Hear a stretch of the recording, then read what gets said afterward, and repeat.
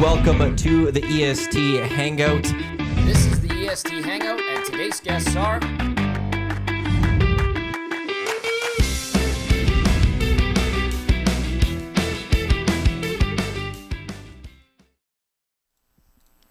A good Thursday morning to you. Welcome to the EST Hangout. My levels are hot right now. I got to correct those. This is the EST Hangout live on EdmontonSportsTalk.com. Tune in iHeartRadio as well as for those watching on YouTube. Iwanyk, Tom Gazzola with you here, also from The Score. We got Jolene Latimer with us here. We're live at Commonwealth Stadium because it is also going to be a big day for the Edmonton Elks coming up a little bit later this morning. They haven't announced the official time, but later this morning there will be a press conference behind us at Commonwealth Stadium. For those watching on YouTube, maybe we could get... Show them. There's Commonwealth a little bit. I could go a little dark. There, look at, there it is. Commonwealth Stadium right behind us. We're here because Larry Thompson will be unveiled as the new owner of the Edmonton Elks for the first time in 75 years. This team will not be community owned. It will be privately owned to Larry Thompson. So what's going to happen here at Edmonton Sports Talk, we will have the hangout for 2 hours, take you up until 11 o'clock. Then Dusty and Huss will take over at the lock shop for about 20, 30, 40 minutes time as we wait for the press conference. And then the press conference will happen. We'll bring that to you live. And then Dusty, I think you, myself, Milne, Reed, we will react to the press conference to Larry Thompson hearing his first words as the owner of the Edmonton Elks. The trucks are rolling out onto the field, ready to get set up for the press conference. I can see Evan Dom. Well, they've got the chairs set up. Yeah. They've got the stage set up. Yeah. They've got a screen. So what's happening is down at where the Elks Field level. Their Bench. Bench. Thank you. Don't know why I couldn't get that word. At the Elks bench is where they've set up the entire press conference to unveil Larry Thompson as the new owner of this club, which officially making him the owner of this club because it's still only rumors. It's still only Dave Naylor. Yeah, sure. The Elks haven't said anything. Yeah, it's Evan only Dom rumors. hasn't said anything. Hernan Salas hasn't said anything. The Edmonton Elks have not said a single thing on this. Maybe it's somebody else. They legit have not said a single thing. Maybe it's someone else. Maybe we're going to get surprised. Maybe Dave got this wrong the entire time. I don't think so. I don't think so. Jolene, welcome. Yes, thank you for having me. You're a season ticket holder too, right? I am a season ticket holder. Because we were talking about this last night. I forgot. She's into the mini donuts. Yes, and as a matter of fact, I saw Tom at the last game I went to. And Correct. What was I doing? Getting mini donuts. Yes, I was getting mini donuts. I think I was in search of beer. Well, I am much more wholesome than you, obviously. Yeah, that's valid. Yeah. Completely valid. That was the only game I didn't have to work this year. Oh, that's nice. And I didn't have as many beers as I only had like 2 or 3. Usually I crush like 5 or 6. Well, I think, are you going to work every other game? I have no idea. Oh. Maybe not. I did the one on Sunday. I have no idea. I haven't heard anything. Right. But if I do, great. If I don't, great, because I can go and enjoy it as a fan. Yeah, exactly. That's the best part. That's Yeah. what I love about summer at Edmonton. Hit up a couple Elks games, crush some beers or mini donuts or both. Yep. Hang out with the fam. I was hanging out with my family that day. Same. And we had my nieces from Australia who had never been to a football game, period. Yep. So it was really cool to kind of bring the whole family. What did they think? They had such a fun time. That was the Dino Day. Yes. Okay, so I know there's like Dino Nugget controversy. There was Dino Nugget controversy. There were not enough Dino Nuggets. It was an issue. However, the Dino race was really fun. With the babies? The T-Rexes. Oh. Remember the that? Combine, that was Combine, funny. yeah, and then the dance. They did a cheerleader dance in the Dino costumes, and I came back to my seats, and my mom was like, that was really funny. Honestly, the kids that I was with loved it. So for the target 3-year-old to 5-year-old audience, they nailed it. That's good. Those kids wanted more dinos. Plant those seeds. Yeah, exactly. It was a good time outside the fact the team lost. Well, yeah, but they've won since. They have. Have they? Twice. I haven't been keeping up with it because I've been away. Where were you? You were in I was France. in Paris. I was in Paris, France. What was going on there? There was this event called the Olympics. Never I don't know if you heard of it. Yeah. So I'm actually take this Olympics thing.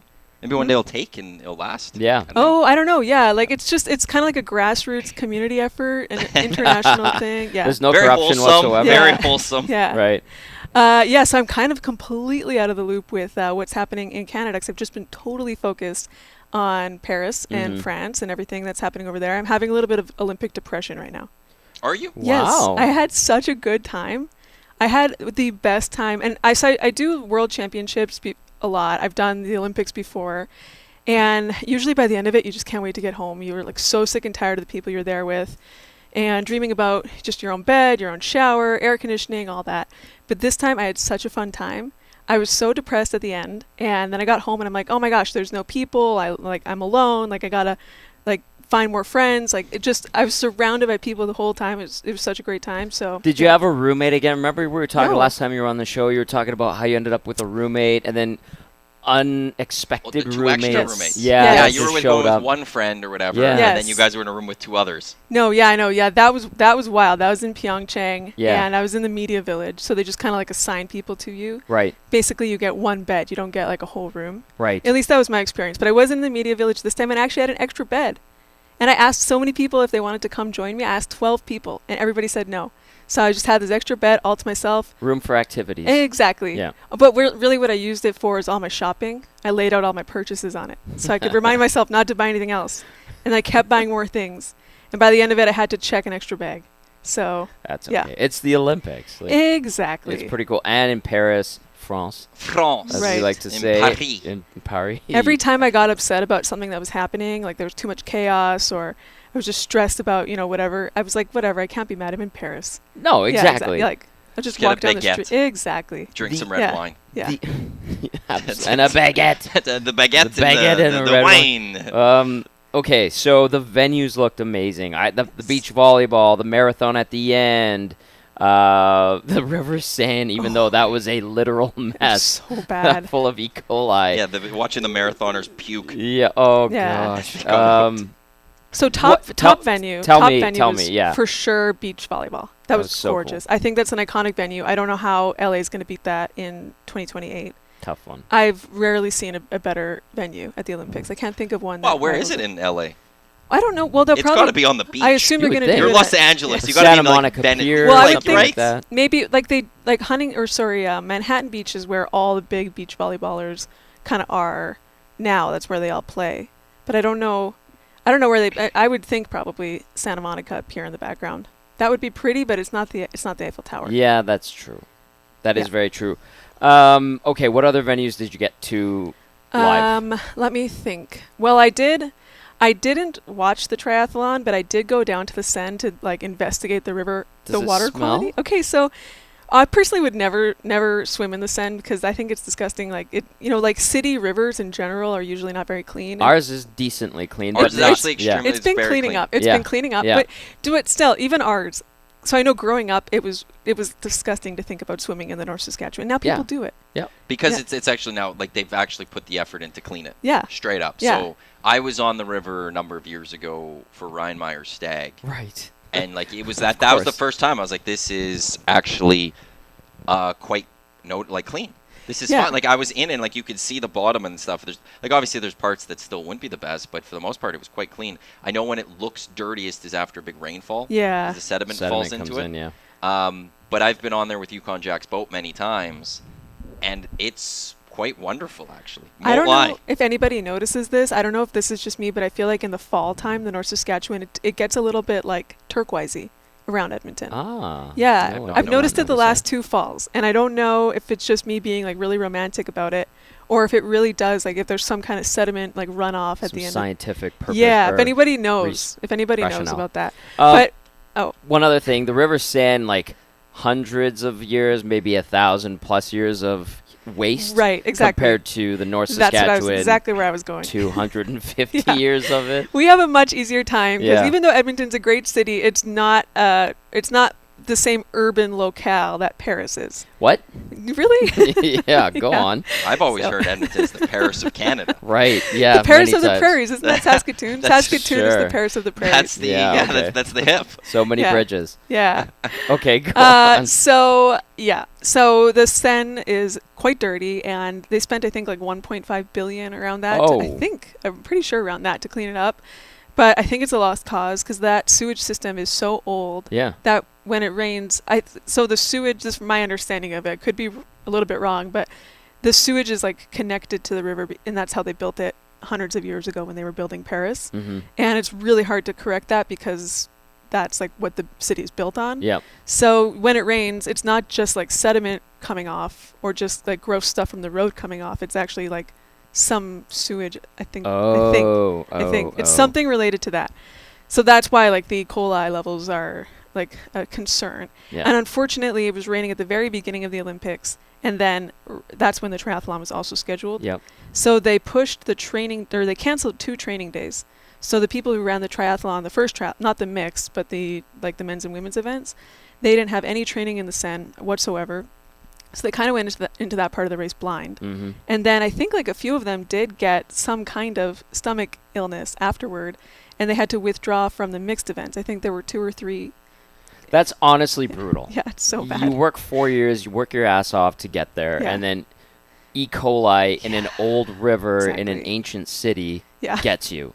Like know, days it's before not- the actual They competition. It's could have. ridiculous. I'm sure there's much better places in France to hold that triathlon. They didn't have to prove a point Yeah. by having it in the Seine. No. That's insane. They But I were went looking down. for the locale. That's what it was. I went down to the river myself because I wanted to see just how dirty the water looked. And It didn't look that as bad as I thought it was going to. It's not clear, so it does look dirty. right. But I It like does. scooped a bunch of it up in a water bottle, and it was like relatively translucent. Like Wabamun Lake looks worse in a water bottle than the Seine does. Wow. Not to say I would swim in the Seine, but it didn't look that bad. But bacteria, Yeah, minuscule. yeah. You need a microscope, obviously, I right? still wouldn't swim in it, but Yeah. yeah, but just from eyesight in a water bottle, it didn't look that bad. So, Okay. yeah. Santa Monica State Beach is the proposed venue for beach volleyball. It's That not makes official, sense. Yeah. but that's the idea for 2020. That makes That a makes- lot of yeah. sense. Which I don't know. That might compete with Paris I- and Eiffel Tower. the Eiffel Because Tower, I understand those that, shots but were it's beach amazing. volleyball, and you're literally on the beach with the ocean right there. Yeah, but they did Like that already that's- in Rio. Yeah. I guess you're right. And then like cut off hands and feet showed up from murders, and they had to quickly clear it all up. At least with Paris. Was there?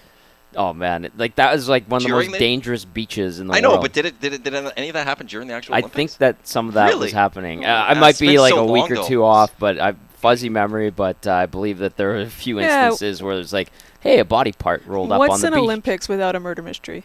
There's got to be. A good Olympics, I would say. That's my Was there- guess. Was there any murders in? Paris? Well, I'm still digging for a good crime story, but I'll let you know if I find one. It didn't Yeah. seem like there was like any real, I don't know, controversy. There's always controversy in the Olympics, obviously, but like there was nothing like nefarious at the Olympics. It seemed like, unless I'm completely forgetting Well, something. The two biggest controversies were, make of what you will, the opening ceremonies and then the boxer.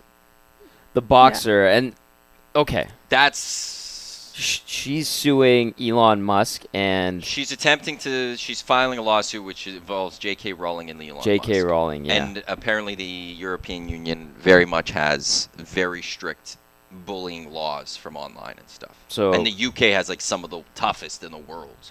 And so like J.K. Rowling's being in the UK, like she should be a little worried and stuff. okay, interesting. Because now listen, like when that boxing controversy happened, I was in, I think, Phoenix at the time, and all of us at the hockey school were just like, whoa, did you see this? And the Italian boxer, she just like tapped out and said she's not boxing. Give us the Cole's Notes version and where we're at, because, you know, we're talking about the suing of Elon Musk and J.K. Rowling. Or by did, an was Olympic it a gold big story medalist. over there? Yeah, it Or was. is it? Why it was is a I big don't know, story. maybe it It has was to be. Well, sometimes when you're in a bubble like that, like different things Yeah. become a big story. Okay. Like the thing that was a big story with the people I was with a lot was Jordan Childs, her bronze medal potentially being taken away. That I missed it that. which What has been happened taken there? away. yeah, now it has. But at the time it was, will it happen or won't it happen? Romania filed the complaint. Yeah.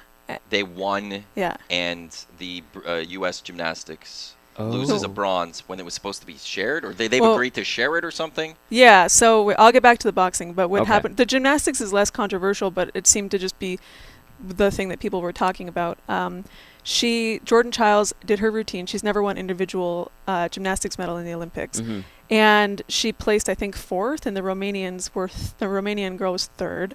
The Romanian girl was 3rd. Then the judge, or the Team USA, they went to the judges and said, you didn't score her difficulty, Jordan Childs' difficulty right, and it should be scored differently. And when the judges redid the difficulty, that put her up into 3rd, and she won the bronze medal. Oh. So it was her first individual bronze, and because of that, the Romanian girl got 4th. Okay. Then the Romanians protested and said that initial protest from Team USA didn't come within the 1 minute allotment that you have to protest a judge's decision. This is in the rules and bylaws of gymnastics at the Olympics. Exactly, Okay. yeah. So apparently Team USA was 4 seconds late on protesting that, yeah. So this went up all the way to the Court of Arbitration in Sport. Right. And, Jordan Childs' medal got revoked. And now it's, Team USA is fighting it. It's going to be a whole thing, but, yeah. That sucks. Yeah.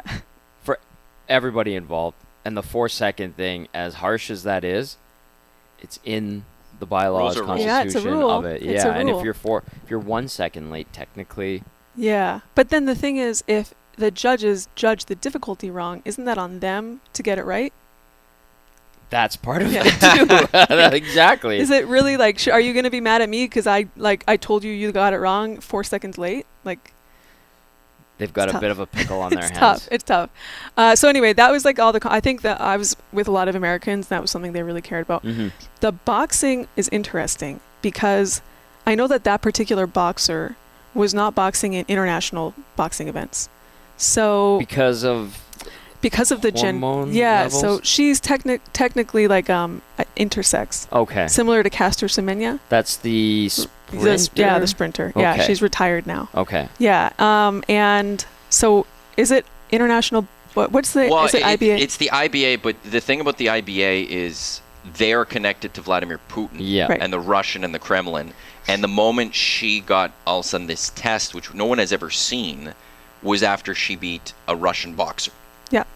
And so there's but the IBA is one of the bigger boxing federations, but the IOC has now banned IBA, and this is also part of why boxing might not be part of 2028 Olympics because Gotcha. they don't know who should run it. Because I guess like everyone runs the IOC doesn't run these Right. events. So, but It's for the this international bodies of yeah, those but sports. for boxing specifically, it was run by the Olympics this time because they Okay. didn't want the IBA involved. Right. And that's why I think it's then 228. They don't want to run it again. Yeah.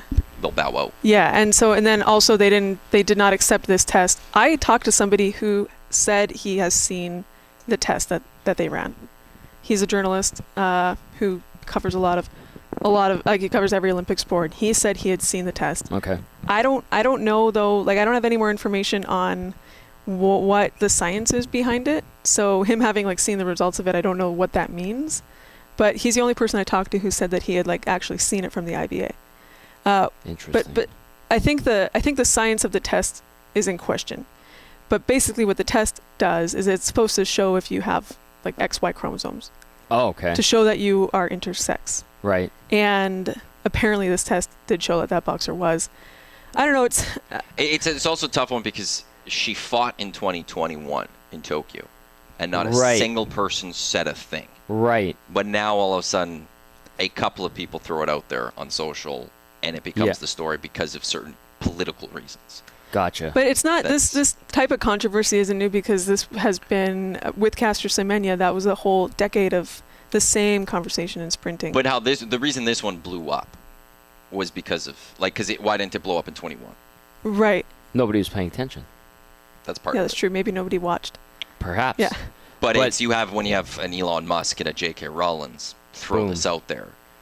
Yeah. Well, there's the reasons. By the way, I just want to say we're in Road Warriors, which is brought to you by AccuSteel Heavy Haul Trailers. Custom manufacturing heavy haul trailers, quality, innovation, integrity, trusted by the leaders in the heavy transport industry. Get on the road with peace of mind. For your large loads, AccuSteel.ca, as we're discussing Jolene being on the road at Paris for the France Olympics. Very fun. Yeah, so that was a major controversy. I'm trying to think of. Bones says drone scandal, of course. Yeah. Dr- that was oh, right I at the start. completely Yeah. forgot about that. I mean, did forget about that. Yeah, that's Yeah. actually That's a black mark on our Yes. Canadian soccer. Don't gloss it over. I will gloss it over Take because away everyone does the it. maple leaf I- off your heart. You want Are Which we is hard to the do. only here for that. people who got caught? Do other people We're- do the same thing? We're Yeah, of idiots. course they do. We're stupid for doing it at the Olympics. Yes. Bev Priestman is not smart for doing it at the Olympics because Terrible idea. I've never been to an Olympics. I would imagine it's quite high security.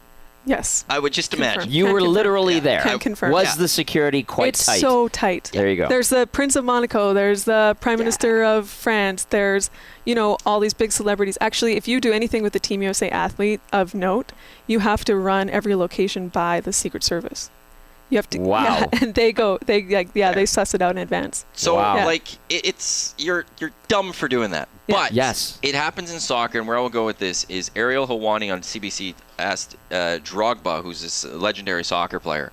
I don't know what he's doing now. He used to play for Montreal and stuff too. But Didier Drogba? Yep. And asked, "What do you think of this?" And he laughed. He's like, "It's nothing." I think it was Tyler Adams of the U.S. was on like a podcast. He says everyone does this. It's in soccer world. This happens. It's a small But it's embarrassing. The only people that cared about this, at least from the Canadian, like from where I'm sitting in Edmonton that whole time, was Canada and New Zealand. No one else gave a damn. Right. Did anyone talk about it? And did you hear about it was at all? over fast. We moved on Okay. to other bigger controversies. Yeah. It was honestly, we're making a bigger deal out of it for I don't know what. It's an embarrassment. It doesn't have to be. Just move past it. Well, I'm sure we Fire will, but like, placement and we're good. yeah. Well, That's it. and that's what's I going to think happen. people will but- forget it. I think yeah. people in the international community will forget it. And the girls on the team, those ladies played well. They played their asses off. It So didn't work It out. sucks for them. Yeah, does it suck sucks for them. But I mean, they, But I they also handled think it, it as best they helped them in the motivated end. them. Because like maybe no one was going in saying they were going to go win the gold. Like they weren't. They're they defending weren't, gold medalists. They were, but they weren't champions. the favorites to go do it. And they were, they had a difficult group in a sense, and they ended up going 3-0. And I don't know if they go 3-0 necessarily if they don't have that motivation behind them. You think they really came together? I think it brought them together. Yeah. I think it was that motivating factor of us against the world. We will show everyone. You could take away those 6 points, but we're still moving on. And then they went to penalties against Germany, and that's the 4th best ranked nation in the world. That would have been tough no matter what, and they did so well. I wonder if it actually, not saying they would prefer that happened, but I think it ended up being to the players a little bit of almost a blessing in disguise to help get them together and really just say, we're going to take down New Zealand, France, and Thank Colombia. Could have been. It could have been. I can tell you about another controversy that was more Please. personal to me. So I was on a mission I love the pin trading aspect of the Olympics. I don't know if you guys know about this. It's Nerd alert. yeah, I was just about to say it's nerdy. I don't care. I'm just I don't kidding. care. Go ahead. I'll claim it. So my first Olympics, I kind of got a little bit into it, but this time I got really hardcore into pins. My lanyard was so heavy that I couldn't even wear them all around my neck. Actually, the real pin nerds, they wait outside the Olympics. There's Olympic groupies who go to almost every Olympics. They use it as I feel like they have deep pockets. Yeah. Well, or it's just their vacation that they take every 2 years. Right, right, yeah. right. Like they just save for this thing that they always do. Which is kind of neat, actually. Yeah. They're the real. I might become one of them one day, but they are the real Olympic nerds. So they'll wait outside the venue, and if they see that you're kind of like a pin person, as I have become, they'll approach you and ask you to trade pins. So my big goal was to get the Snoop Dogg pin. Have you seen the Snoop Dogg pin? I have not I haven't seen this. seen it. Oh, it's so good. It's him blowing smoke into the shape of the Olympic rings. That's great. It's such Who a good brings pin. these pins? Do you, as a pin collector, have to bring a large bag of pins with you? Right. That is a good question. Thank So you. after my first Olympics, that's exactly what I'm like, oh my gosh, because pins are the currency of the Olympic movement. So in order to get stuff done, if you need somebody to pick you up, if you need a driver to pick you up at a certain time, or you need somebody to let you into a locked room to get something, a good pin goes a long way. Wow. So after my first Olympics, I learned that. So for this one, I went on eBay. But I didn't follow through. But I went on eBay. I was about to buy a lot of pins so that I could just have pins to give away. Yeah. Yeah. But then I didn't because I'm like, oh, this is so expensive. I'm not going to bother with it. So instead, when I got there, I bought 5 pins to get started, some Paris pins, and then I just started trading with everybody. And I collected quite a few right away because brands give them away and outlets give them away. And there's a hierarchy of pins that quality pins. So the most quality pin would be, I think, maybe one from an actual Olympics that has the rings on it because the rings are licensed. So not everyone can put a ring on. And then I think maybe you would want one from a country, like a Team Canada pin or Team USA pin. And then the broad official rights holders, those are good pins. Oh, really? But then Toyota will have pins. I have a Toyota pin with Caleb Dressel's head on it, which he's a Toyota athlete, but he's a U.S. swimmer. Mm-hmm.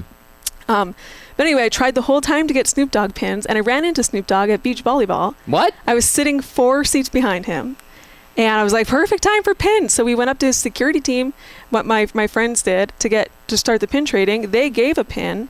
His team didn't give a pin back, and lo and behold, it's because he made a whole lot of pins his own personal pins, but he didn't officially license the Olympic rings that he blew them into smoke. Which is great. They got confiscated. What? Yeah.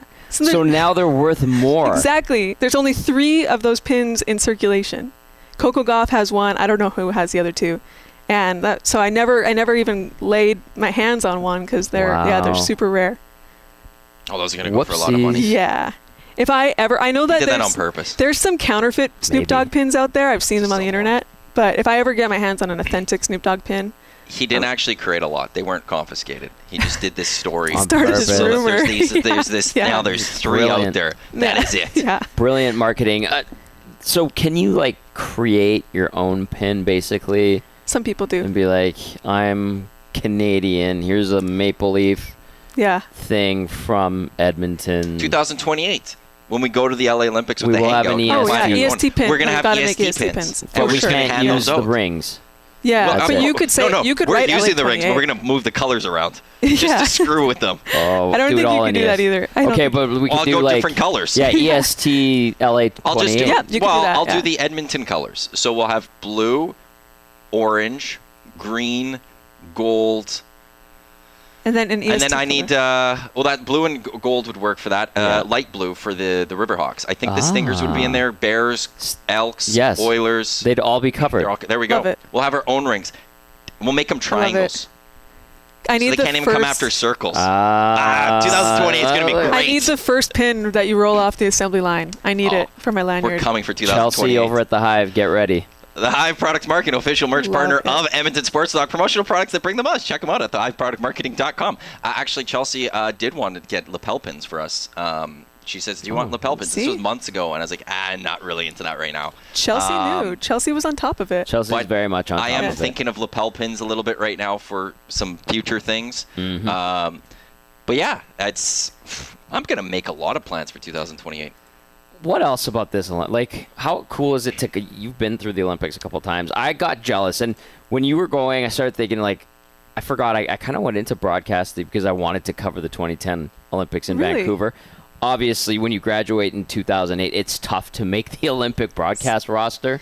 Oh, you could have been do you need to work a while? Yeah, you could have been a runner. You should be someone who's worked a while. Yeah. Although, watching some of the people over there, I was like, oh, how did they get hired? That's my own comment. Because we have less broadcasters now in this country. Well, that's very true. And they're like, we have how many events to cover? Hey, how about that Hamilton station that got shut down yesterday? 100 years on the air. Yeah, another AM station going down. Brutal.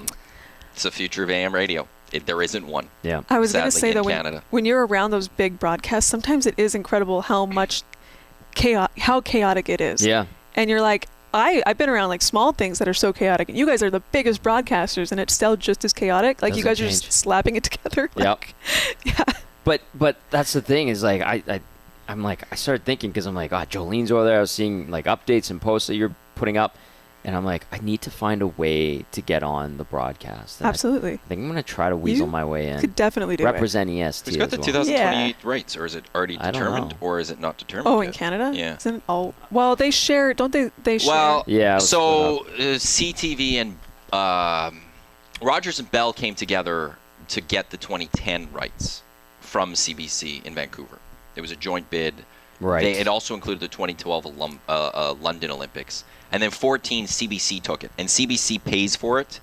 But CBC, I think, just has realized over the years the best thing to do is also include TSN and Sportsnet. Right. So that it's spread across. But they aren't actual official rights holders of it. I think what it's called officially is they're affiliate broadcasters. Okay, so they don't get everything that CBC is allowed to do. They get a lot because we are at 1260. We're also affiliate broadcasters by extension when we were there for Olympic stuff. There were certain things we were allowed to do that other radio stations weren't, but we weren't allowed to do anything we wanted still. Yeah. There were some limitations. But so I don't know, I don't think, based on what I know from Bell Media, I don't think there's a lot of appetite from Bell or Rogers to spend the money on these Olympics. Well, to have the rights or to even send anybody? Spend to have the rights. Yeah. CBC does have them again. Okay. They're actually going to remain in Canada until 2032 on CBC. I have friends at CBC. So there's you just got to stay close to them. Or you're also part of the TSN part. You could come to the American side. I'd love to. Yeah. But you just keep keep staying. You're on the TSN. Yeah, I am. They need to like Claire Hanna was doing stuff. She's TSN. Claire's been kicking ass. But she's also did she play nationally for She volleyball? did play national. She was national. She was on the. Or she played pro volleyball. I know she played pro. She played she pro. was yeah. collegiate. Like she was University of the Huskies. I remember talking to her and she said she played pro. But there's those various ones. Like Jen Hedger was there. Like, did Shinetti go over there? I can't remember. No, Shinetti was at Copa. Yeah, he was in the doing CFL. So I don't know who was busy. doing. I think maybe Claire was doing the Canada Soccer Women's too. I can't remember. But so it's just stay good with the TSN people. No problem. I know that the Americans are always hiring. They're always hiring, but you have to be ready to be gritty, and kind of like elbow your way in there. See, like, No, are you? I'm gritty as they get. Look at me. I don't know. we got our boy Dusty. We need to get him to call the games, Right? or call some of them, and this helps even push it further to Right. force EST to go there. Right? Like, well, Dusty's going, and then you're gonna work there, and it's like, well, we just got to bring all of EST to 2028 Jolene's LA gonna Olympics. be there. I'll be there. Belzy's gonna come. Belsey, we need Iwanyk there I to was make going sure to help everything's running. you. Okay, so I was going to ask Yep. if you could for winter. I know you'd probably want to cover hockey. I could, you know what, Jolene? I would cover table tennis. I would cover the shooting with the Turkish guy. I'd be all over that. That's a hot sport right now. Yeah, I would cover whatever the hell they want just to say I went there and did it. Because I have a sport for you that you might want to try to work your way into. Tell me. Flag football. Hell yeah. Actually, yes. I feel like that's going to be super chops. popular. Yeah, you have the football chops. Thanks. I guess. You could do it. Sure. Summer Olympics. Golf would be fun. Mm-hmm. I do like golf. I'm just a golf guy. You'd want to be like, I don't know, like 100 meter would be the thing. I'd want to. That would be athletics, fabulous. just to be there, just because you'd want to be there for that 100 meter. But I'm just trying to think what I like. Can I throw this? I love this rowing. Rowing's great. The canoeing. The kayak thing. I don't think there'd be a lot I would be like, white really? water I gotta go do that one. I would do Equestrian, that. I'd be like, eh. Sport climbing was. That's I'm a like, great these one. guys and girls are amazing. Yeah. Like, Surfing would be fun. yeah, I wouldn't want to go Skateboard to would be great. Tahiti, although Colin Jost made it funny. Yeah, he did. except Yeah. like. He had the infection on his Yeah, toes. because That he stepped was on the nasty. coral or So something. funny. Gager was the one that told me that is actually the most dangerous place to surf in the world. Tahiti? Yeah, it's a huge wave. Because that's a huge wave and it goes from like really deep to really shallow quickly, Oh. and that wave could crush you into the coral reef. Oh, Yeah, Yeah. the more you learn. absolutely. Okay, so you mentioned like flag football would be cool to cover. Obviously, like these are the premier events. Hockey is a showcase event in the Winter Olympics. I honestly don't care. I would just want to be there. I want to experience an opening ceremony, closing ceremony, a media. What do we call it? The media village. Oh yeah. I just Yeah. want to. It truly is something to experience. It's really fun. And Yeah. why? Skating. Why that? I would I think for a Winter Olympic, I would want do speed anything. skating. Bobsleigh, scale. I don't care. Okay. Put me at the bottom of the hill. I'll ask the questions and I will root for the Canadian people. And then for the 2-minute interview, I will make it professional. And then I will give them a high five and be like, "Well done," because I'm so proud of you. And where that bug came from was the 2001 World Track and Field Championships that happened here. I remember sitting in that section because the long jump was right here, and I watched an Italian girl win. And she had, like, all the Italians were in my section. I'm like, well, I'm Italian, but I didn't tell them that. But, like, I was just like, yeah. Like, and you get that, like, itch for the world international stage. Exactly. And it is so cool. It's really fun. A lot of international events are like that, not just the Olympics. I've stayed in media villages for world championships, for swimming, for track and field. I didn't stay in a media village, but it's a big Community. Yeah, exactly. Yeah. So that's probably what you experienced at the track in 2001. And I would take We're live, for those that are just tuning in, we're live at Commonwealth Stadium, and, Yes. and I'll just put look, there's Commonwealth behind us. You can see us. You can't see us great on YouTube right now, but It's there's the lighting. Commonwealth. I will put that back up to normal lighting. That's the best part about international sports, is just that big community, the vibe of everybody kind of being together, meeting everybody. It feels like camp. You're always around people. You're with your people from your country. Just like, I don't know, you feel very patriotic. But Totally. Yeah, but it's also like fun. You're making friends from all over the world. Yeah. And, yeah. I want to experience this. Okay, we're getting you into the Olympics. Let's do it. My mind is I'm in. clicking as we're I will talking. do every hit I can for EST from wherever I can. It's on my board, 2028. We have a vision board in his Do you? office. So but what about Milan? it's- Milan's in 2 weeks. I'm good. I'm good with the winter. I feel like Not gonna lie. you guys are like a shoo-in for some kind of hockey thing. Yeah, well, if Dusty and Tommy want to go, they could go for that one. I'm a little okay on that one. I will contact you. I want the sun. I want the heat. I want to. I don't need to dress up. That's fine, and So- you could road trip to LA. I wouldn't mind going to. I wouldn't mind going to Italy and those Olympics. I just feel like that's a little too soon. Also, in 2026, I want the World Cup. I care about the World Cup in 2026. I want to follow Canada. Maybe you'll try to see an Italian or Ukrainian game or whatever. But You have your Italian passport, right? Yeah. I have a Polish one. Yeah. I have EU. My Eva G, she's like, you need to get this, and I was like, okay. Sweet. And so it's kind of a neat thing to have. Yeah. So. Yeah. So 26 for me is World Cup. I That's the big one. That's cool. I'm trying to make a goal of covering curling at the Olympics in Milan. So Oh, that'd be something fun. together. Yeah. But you covered Olympics, or you not Olympics? You covered curling. Yeah, exactly. So- yeah. So I feel like I'm good enough now. I can do that. How do they distribute assignments for broadcast reporters, broadcasters? It's really reporters. like I'm trying to figure that out myself. Oh, It's you get in there and you just kind of like I don't know, push your way through, kind of. I'd just be like, what are Yeah. you giving me? Let's go. Because That's well, I'll do even it. for like so several years ago when I was going to go to Tokyo with NBC, Mhm. I volunteered for sailing because I know that like no one Oh. wants to cover sailing. There was a Right. kiting that was so much yeah, fun that was to a new watch. that was a new sport this I year. loved yeah. it. Yeah. Yeah, so I was like, I'll do sailing, and they were Kiting. like, you will? No one ever wants to do sailing. And I was like, well, I just want to go to the Olympics. Let's do it. I'll do sailing. Yeah. But then it didn't happen because Tokyo, it was a pandemic. They changed there was everything. still Yeah. pandemic issues there. So then, but then like with something like some sports, I feel like if you can prove a portfolio and you're already kind of like working with that crew Mhm. at World Championships leading up to the Olympics, then Mhm. you're kind of like a shoo-in. Right. Yeah, So there's kind of there's a politicking to it, if you will. there is. There's a little bit of that. I would just go in like just. This is where do you need me? That was like a big That race. looks amazing. That looks like an N64 video game. It looks like Wave Oh, it's Race. so There's cool. like yeah. a full race on it, and they have to go and do That's this track. insane. It was so much. I just stumbled upon it and absolutely loved it. That is super cool. Elliot Friedman was doing rowing. Right. He was Yeah. just doing rowing. It was and that it Yeah. was just like, is that Elliot Friedman? Oh my God, he's doing rowing. This is awesome. It's I really saw him funny. doing rowing updates, and I was like, but see, that's the other thing too. Is like I saw Mark Connolly, he and Kurt Hartnett were doing the cycling, but they did it at the CBC studios in Yeah. Toronto, and that sucks. I don't Does want suck. that. Yes. I don't. I want to Totally be agree. at the You have to be venue. the reporter, not the host and or I- not the analyst. Yeah.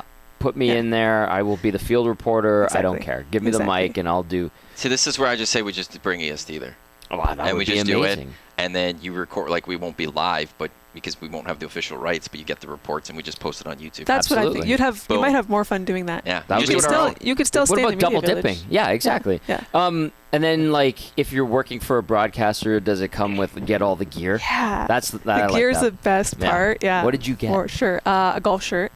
It looks. It's just so easy. Yeah. The golf shirt, and they're like, we have a press conference today that we have to be Yeah. at. Yeah. Throw on a golf shirt. You Very look simple. classy with them on, even women, because like when I go golfing, I don't usually wear like I don't know. I don't go to like fancy golf courses where You don't have have to to wear be a golf fancy shirt. anymore for golf. You just have Yeah. to be comfortable, and that's Yeah. the beauty of the restrictions starting to ease in golf. But Yeah, anyway, but I actually feel like I look great in golf shirts. I'm like, maybe I should buy a few like just regular golf shirts. These are nice. Yeah.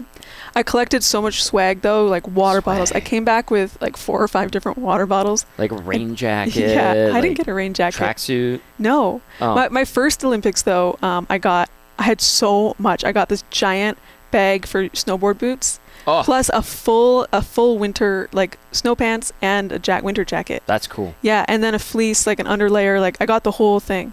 Plus also another bag. Like I had so much stuff. I had to check an extra bag that time too. Well, and that's okay. Totally Yeah. reasonable. And like I'm looking at our athletes, it's cool. I get a little bit emotional when I see Canadian athletes. Like during the opening ceremonies, it was weird how they did them on the boats. down Yeah. there, you know what I'm saying? I got mad. Yeah, and I we was had to yelling. share We were on a boat. boat with China and Chile, No. and there's one other country. It- Get us our own it damn was boat. Colombia It was on there? really Yeah, interesting. I think it was by them. Yeah. I was angry. When I I was found- yelling from my office while you guys were trying to Give do us the a damn oil boat. stream, and I'm just like, give us our damn boat. You were very saucy on that day. Well, we deserve our own boat. I would say so. But like Americans our got athletes, their own boat. of course Which I they don't did. know if they did. They did. The They know, Lululemon yeah. gear that the Canadians Yeah. were wearing, like I love it. I'm like, Do you like it? I don't like it that much. it's You not were one like, of the few people then that liked it, because I think most people were ripping on those. it's a very like it has a small window where you're like, all right, that works. Mm. You come home and you might be able to wear it for a little bit. But the fact that it was Lulu, that's good stuff. And I was like, oh, that's awesome. I like the root stuff. I want to Really? go back to that. Yeah. Oh, Roots was great. Yeah, it was I classy. think Roots is like really put their stamp on things. Was It's it true. Nagano where they first were? Is that when it was? I think it was. You have an extremely good memory for details like that. Thank you. But But like, I just the fact that Lululemon and the Canadian Olympic Committee came together on it. I don't know what like the Canadian broadcasters were wearing, but I can't I'm even sure they had remember. good gear. Like, Yeah. Yeah, they get their own where and was stuff. I got hooked up with a bunch of. Oh, TSN sent me a bunch of Yeah, stuff. you It had was some really nice stuff. fantastic. I'm like, all it took was 6 years, and our station getting shut down, and me being boiling on these sidelines one day a few weeks ago. And I was like, hey, Eddie, can I just get a golf shirt if it gets too hot? And they just sent me a bunch of Wow, stuff. that's It's amazing. fantastic. Yeah, But it's good to get into the swag zone. the swag zone's cool. I was hanging out with these people who were like, they were influencers. And so they What get is all this, that? like I'm kidding. this one guy who I became friends with is actually on the radio as well. Excellent. But he's a TikTok influencer. So he was getting invited to all the TikTok party or whatever, like brands just throw parties, Mhm. and had so much swag that he was just giving it away. They do yeah, that. Yeah, They do that. They Yeah. just, here's 8 pairs of shoes. yeah, It's like, exactly. what am I gonna do with 8? I was so honored I got his bag from opening ceremonies That's cool. we both went to opening ceremonies, but he had much better seats than I did. Yeah, And in his seats, they just like loaded them up with swag. that's In cool. mine, they were just like, "You're lucky to be here." This is what you Yeah. get. Welcome. This Yes. just dropping. It is official now. The Edmonton Elks will unveil the club's new owner this morning. A press conference taking place here at Commonwealth Stadium. The Elks have sent out this media advisory. Rick Lawlisher will be part of this. Randy Ambrosi, Commissioner of the League. Tom Richards, who's the chair of the Edmonton Football Club Board of Directors. And the new owner, it says. It doesn't say the name. Edmonton Elks Football Club. The new owner will be here as they announce him at 11:30. Which will bring it to you live right here on Edmonton Sports Talk. It's why we are here at Commonwealth Stadium in, is this the Joey Moss? This is the Joey Club? Moss Is it Suite, which is Joey Moss fantastic. Suite. We're live here on the Joey Moss Suite. What's going to happen is we're going to take the Hangout up until 11 o'clock. Then Dusty and Huss will have a very abbreviated lock shop as they'll work at the lines for this weekend in the Canadian Football League. And then that will end a little early as we'll get you the live press conference that's taking place down on the field level behind the Edmonton Elks bench. Where they will announce the new owner, which, according to TSN's Dave Naylor, is going to be Larry Thompson, formerly of the Thompson Construction Group, which sold a few years ago. And then after that, once the press conference is complete, we will be... Who's that? I don't know. Somebody Hello. just walked in and noticed that he's like, oh, there's people here. Yep. And then we'll continue with the coverage once the press conference does, reacting to the news of Tom Yep. Richards. Before we continue, is Jolene Latimer of The Score with us here on the Hangout. Tom Gazzola, Matt Iwanyk on EdmontonSportsTalk.com, tune in iHeartRadio as well as those watching on YouTube. I do want to get this, Murray McCourt, he let me know this a couple days ago. Murray's been on this Elks ownership thing. Murray's dialed into the Elks. He's like, been he really the is. first one to say, he was saying it on the Hangout weeks ago, Yes. that there's the potential of this team changing. He had it for the Esks. He threw out behind the scenes, he threw out Larry Thompson to us. Correct. Behind the scenes. Yes. He has thrown out to me that apparently Warren Moon might be involved in this. Warren Moon might be very much involved with this, with Larry Thompson, and he has let me know that Warren Moon is confirmed at the stadium right now. Warren is apparently here somewhere in Commonwealth Stadium. I'm watching them get the stage ready. I don't see Warren Moon. But Murray was telling me earlier this week that apparently Warren is involved in some capacity with this ownership group, or not group, with Larry Thompson, and he might have some sort of role with this franchise moving It forward. would be great to get Warren on the show, if we could. We'll have to try it on that. But that's what Murray McCourt, VIP Golf Show, Sundays at 8, also with the Ranch. That's something to throw out there right now. His info has been bang on. Yes. The entire time with the Edmonton Elks. So that's just something else to throw out there. We will talk a little bit more as we go into hour 2 of the Hangout of the Elks ownership situation. But once again, 11:30 will be that press conference, and we'll bring it live to you right here on EdmontonSportsTalk.com. Okay, so since I've been away, I'm a little bit out of the loop on what's happening. Oh, lots. Also, I'm a fan. You guys know I'm like the kind of fan who likes to come, watch the game, be in the atmosphere. I don't follow the team like super closely, X's and O's. I'm not, I don't know all the plays. So for a fan like me, can you explain? Do you think this is a good thing that's happening, or what do you think? Great question. Yeah. Do you want to go for it? It's a difficult one to answer because you can't get rid of an owner. And I don't know Larry Thompson. I don't know anything about Larry Thompson. He might be an amazing owner, and this could be the greatest thing. He also could be an owner where you sit there and go, this is becoming a disaster, and then there's no change. A president could get fired. A GM could get fired. Head coach could get fired. It's been community-owned for 75 years, and there's been a lot of value to that, I think. What got us to this point, though, is the board becoming... The board became full of themselves. Yes. Largely. A problem. Yeah. I would have, if you asked me 5 years ago, should this club ever go private, I would have been like, no, absolutely not. It's got to stay community. When last year there was starting rumblings, it was like, no, maybe this is time to bring someone in. And it's good. It's good for me if Larry Thompson comes in, and he knows he's going to lose money for a few years. He'd be foolish if he didn't know that. And he's a very smart businessman, clearly, because he sold a company for like 9 figures, almost 10 figures. So he knows business. If he's willing to fill out a staff and spend money on building out the business operations a little bit more robust like it used to be, because they're a skeleton staff now. They are. And it's tough. If he's willing to be like, Kate, what do we need? We need to add for this department, this department, this department. And he's willing to do that. This could be a great thing. This could be a great thing. Opportunity still there with the CFL, or is it a bit of a sinking ship league-wide? I think the league is in...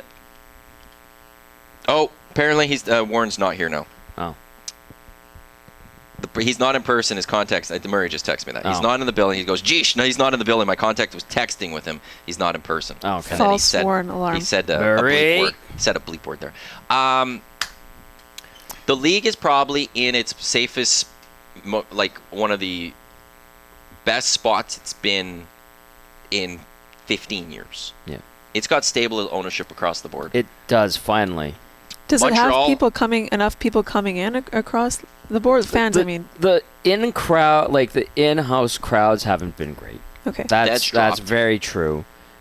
But the financial situation seems like it's good. Is this because the rights are still worth something, or because people are buying merchandise? Or? I think it has a lot to do with the broadcast deal, which covers basically the salary. Well, yeah, you got 2 more years of that deal, though. Yeah. TSN pays $50 million a year. Yeah.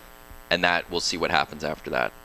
But you look at what happens in BC, there could be excitement and people could come back. Mm-hmm. But you got Montreal, Doman in BC, great things. You got Paletot in Montreal. MLS eat, but they don't Toronto. really treat them that well. But they still own the team. Yes, deep Bob pockets. Young in Hamilton has, I think he's hit 20 years now. Caretaker Bob. Them. Yeah. Winnipeg Sask are community-owned. Calgary's got the Flames. Yeah, but that's dicey because the Flames, I've heard rumblings that they want to They want to get rid of it. Ottawa's got good ownership. Ottawa's got good ownership. I don't know who I'm missing. Well, Edmonton then, which now has an owner who's a season ticket holder, it's still a season ticket holder actually, has been a long-time fan of this team. But you've got money now behind this. Like Larry Thompson, again, by all accounts, sold his company for close to $1 billion. Yeah. He's got money. We know Paletot has money. Doman has shown he's got money. Yeah. MLS League does have money no matter what. So, like, right off the bat, none of these teams are in fear of folding. They've got a TV deal for a couple more years. We'll see what comes up after that. Mm-hmm. And ultimately, partly because of how good of a job TSN has done, this isn't a 30, 40,000 seat league anymore. It's a 20 to 25,000 seat. And for the most part, they're getting that. So I think financially, actually, the CFL is quite stable. And the TV numbers are extremely high still. They have a lot of people tuning in. And I remember Dusty saying last year, because obviously TSN gets deeper numbers than anyone else does. Mm-hmm. Three Down Nation does a good report. But he was saying that, I remember at one point, the key demographic, which is 25-54, is up. It was up last year, which is the key. Yeah. So people are watching. People are tuned in. And it's not just, I don't want to go Ian Murray this way, but it's not just the older crowd that grew up on this league. It's the younger people that are also like, hey, I will watch the Canadian football league. It's just now, how do you get them into the seats again? What is the incentive for somebody in that younger crowd to watch? Because the product on the field is not NFL standards. So why do they watch? That's a true statement, but it's also a kind of misleading thought, because there are still people, I was just going to say, there's still the people out there, people our age, they'll be like, I hate the CFL. We have Matt Barrett on, who's the new voice of the Oil Kings. He's like, yeah, I used to go to Eskimo games, but I'm an NFL guy. And that's fine. And there's still some people, and I feel like they're the minority, and they're the vocal minority that will just be like, CFL's trash. These are the offshoots of this is all the NFL's guys who can't make it, and then they force Canadians in, and Canadians aren't good. Sure, okay. But, like, you've had guys that have come up from the NFL. Chad Ochocinco was on, I think it was last year, and he was like, these guys are, like, NFL caliber players. A lot of them have, been banned or blackballed or blacklisted by the NFL because of off-field situations. That is true, and they do find a second chance here. But athlete-wise, football-wise, they're NFL caliber, and there's people that don't want to believe that, and that's their own prerogative. But it's a different game, and the quality of players is still pretty damn good. Are you going to see a crappy drop from a guy from time to time? Yes. Is that why he got cut from NFL camp the season before? Probably. But out of everybody who plays football in North America or worldwide, they're still maybe the top. Best of this is the second best league in the world. Yeah. And it's not the NFL, but then why are there any other hockey leagues outside of the NHL? Why are there any other leagues outside of the NBA and basketball and baseball? Why is there any league that's out not Japan or MLB? The CFL's never pretended to be the best football league in the world. No. It's never going to. I guess why would you watch? Are you a football fan? Then there's a value to this because it's our football league. It's the Canadian version of it. And like football is my favorite sport. I like it more than hockey. I love watching NCAA football. I love watching NFL. I love watching the CFL. I love watching all of them. I like the CFL more than the other two leagues, entertainment-wise. I think it could be a lot more fun at times. The final 3 minutes is way more exciting than most of the games you're going to get down south. But it's also like if we lose the Canadian Football League, you can't go watch a professional football league in Canada. No one's coming. True. No. The NFL is not going to come. At least, maybe one day, if the CFL was gone, maybe they look at Vancouver and Toronto one day. They want to go. They want to go over to Europe. They want to go to Europe first. Mexico City. It'd be a long time. Yeah. But they're not coming to Edmonton. No. Straight up, they're Definitely never not. coming to Edmonton. Yeah. That's true. The UFL, if the CFL went away and if the UFL lasts, they're not looking at Edmonton. Let's be real. Why would they be like, we need to be in Edmonton? There's a lot of other U.S. cities they can go to, and again, they would be in Toronto, Vancouver, Montreal first. Correct. So if you want to be able to go watch a football game, Pro football, this is it. This is all you got. But it is also a very exciting brand. Like it was a passer league before the NFL was a passer league. So what role do you think storytelling plays in engaging the next generation? Because I was talking to a retired CFLer last year, and he was saying that he thinks that that's one area where they're really lacking. Totally. Do you not hurt that one? Because that used to be a thing. We always heard those stories. There was great stories coming from the Always. CFL. And of one of the criticism I will have of Ed Hervey with his time with this team was when he shut down the locker room. Yep. And he closed it to the media. Because that's when the media would go sit down with the player, mics off, chat with them. Get to know them. And hear some story about some guy and be like, whoa. And then like, hey, could we do something on this? And then they'd write the piece or do the TV story on it, and you get to know those guys. And then when Ed shut that locker room down, it was interviews on the field only, and you don't have that time. And people would be like, no one cares about the media. But it's those stories then that aren't getting told that doesn't give you the connection to those players, and that is what has been missing in the Canadian Football League. It also doesn't help that there's less media. Well, my first time covering an Eskimos press conference or anything was 2008 with The Score. I was a part-timer. And the scrum, it was just, I think it was like day 3 leading into a game on a Saturday or something like that. The scrum was an NHL caliber scrum. There were all 4 TV stations. Ched was there. 1260 was there. Multiple writers for each paper, not just Post Media, but there was a journal columnist and a journal reporter. There was and the a Sun columnist and a Sun reporter. And CP probably was there. CP was there. Like it was, and then the 3 nationals were there: TSN, Sportsnet, and The Score, because The Score was a TV station at the time. CBC, but all the locals were there. Yeah. Like all 4 of them. And so we're talking like 7 cameras. Maybe the Eskimos at the time. I can't remember if they were building out their EETV at the time. But it was a huge scrum. I vividly remember Brian Hall, who celebrated his 90th birthday, by the way. Happy birthday, Halsey, singing the fight song the other night. For 90. Yeah, fantastic. Great guy. Great character. But I remember Halsey showed up late, and we were talking to Danny Machocha, and I'm in there like this, with my microphone because I'm this new, young, whatever, nobody. And Brian Hall crawls underneath everybody right into the middle of the scrum with his microphone and just takes it over. Of course. Danny, remember 5 years ago when this happened? And I was just like, what is happening? Like, this is amazing. And that was how it was around here. That's gone now. Yeah. Going to the press box. I'm there, before the game the other night. I'm on the broadcast. And Shane Jones from CP shows up. Me and Dusty were there. I saw Gregor pop in really quickly, but I think he was there watching with his family because he has season tickets. And Did you have post media? Was there anyone for post media? I did not see anybody. No, Jerry was not there. Jerry wasn't there. Andrew was there. Turf District. Avery ended up showing up. And Dave just was. hello, Dusty. Dusty. Well, Dave was there too. And I'm waving at Dave. It's Dave Jameson. You're not Dave. And then who else was there in the scrum?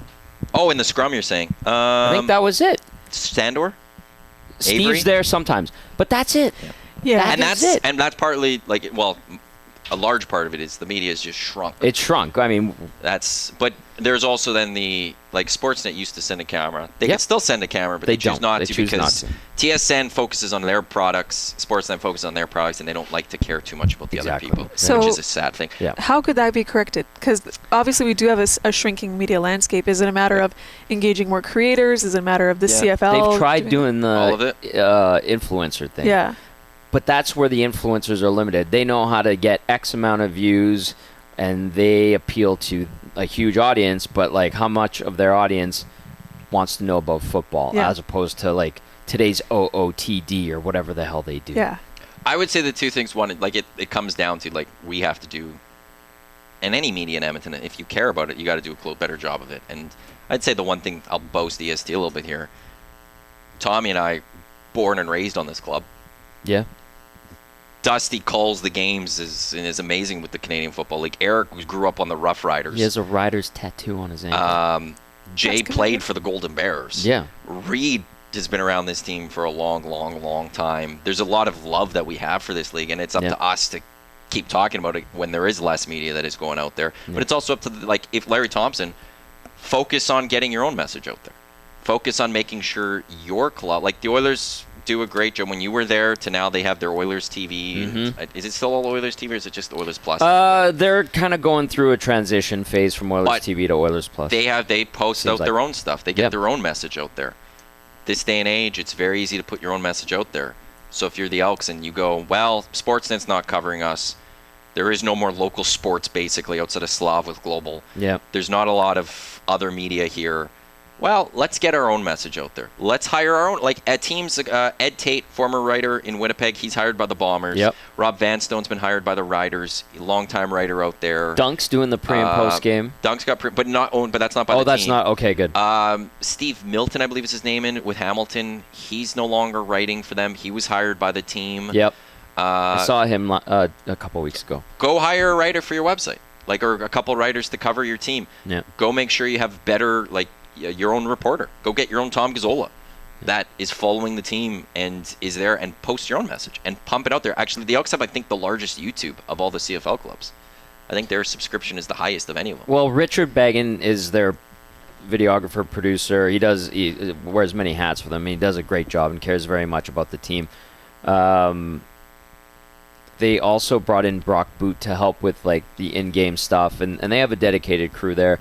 They had Swainer for a bit, but I think there was budget cuts. He was, and that's that goes back to Larry Thompson. Yes. Go rehire people. Go hire a staff. Yes. If you're going to lose money the right way in terms of putting in a real effort into building this team back up to what it once was. Yeah.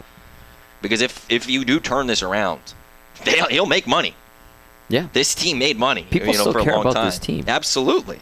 So outside of the storytelling, for an average fan like me, you're a season ticket holder. Well, I am, but I am also I just come for the fun. I just come for the vibes. Well, but that's all you need. That's if you're something Larry that Thompson. can be sold, right? Yeah. That's all you want. Yeah. You're paying, you give money, and you come to games. I don't think you need, that's what you're just trying to get. You want more butts in the seat. So that's the way to do that. How do we get more people like me out? Why do you come out? I come for a nice summer evening, hang out with some friends, family activity, wholesome thing to bring my nieces and nephews to, if that's the kind of night it's going to be. Also, sometimes it's the only show in town in Edmonton in the summer. So what else am I going to do? Go to the football game on a nice night.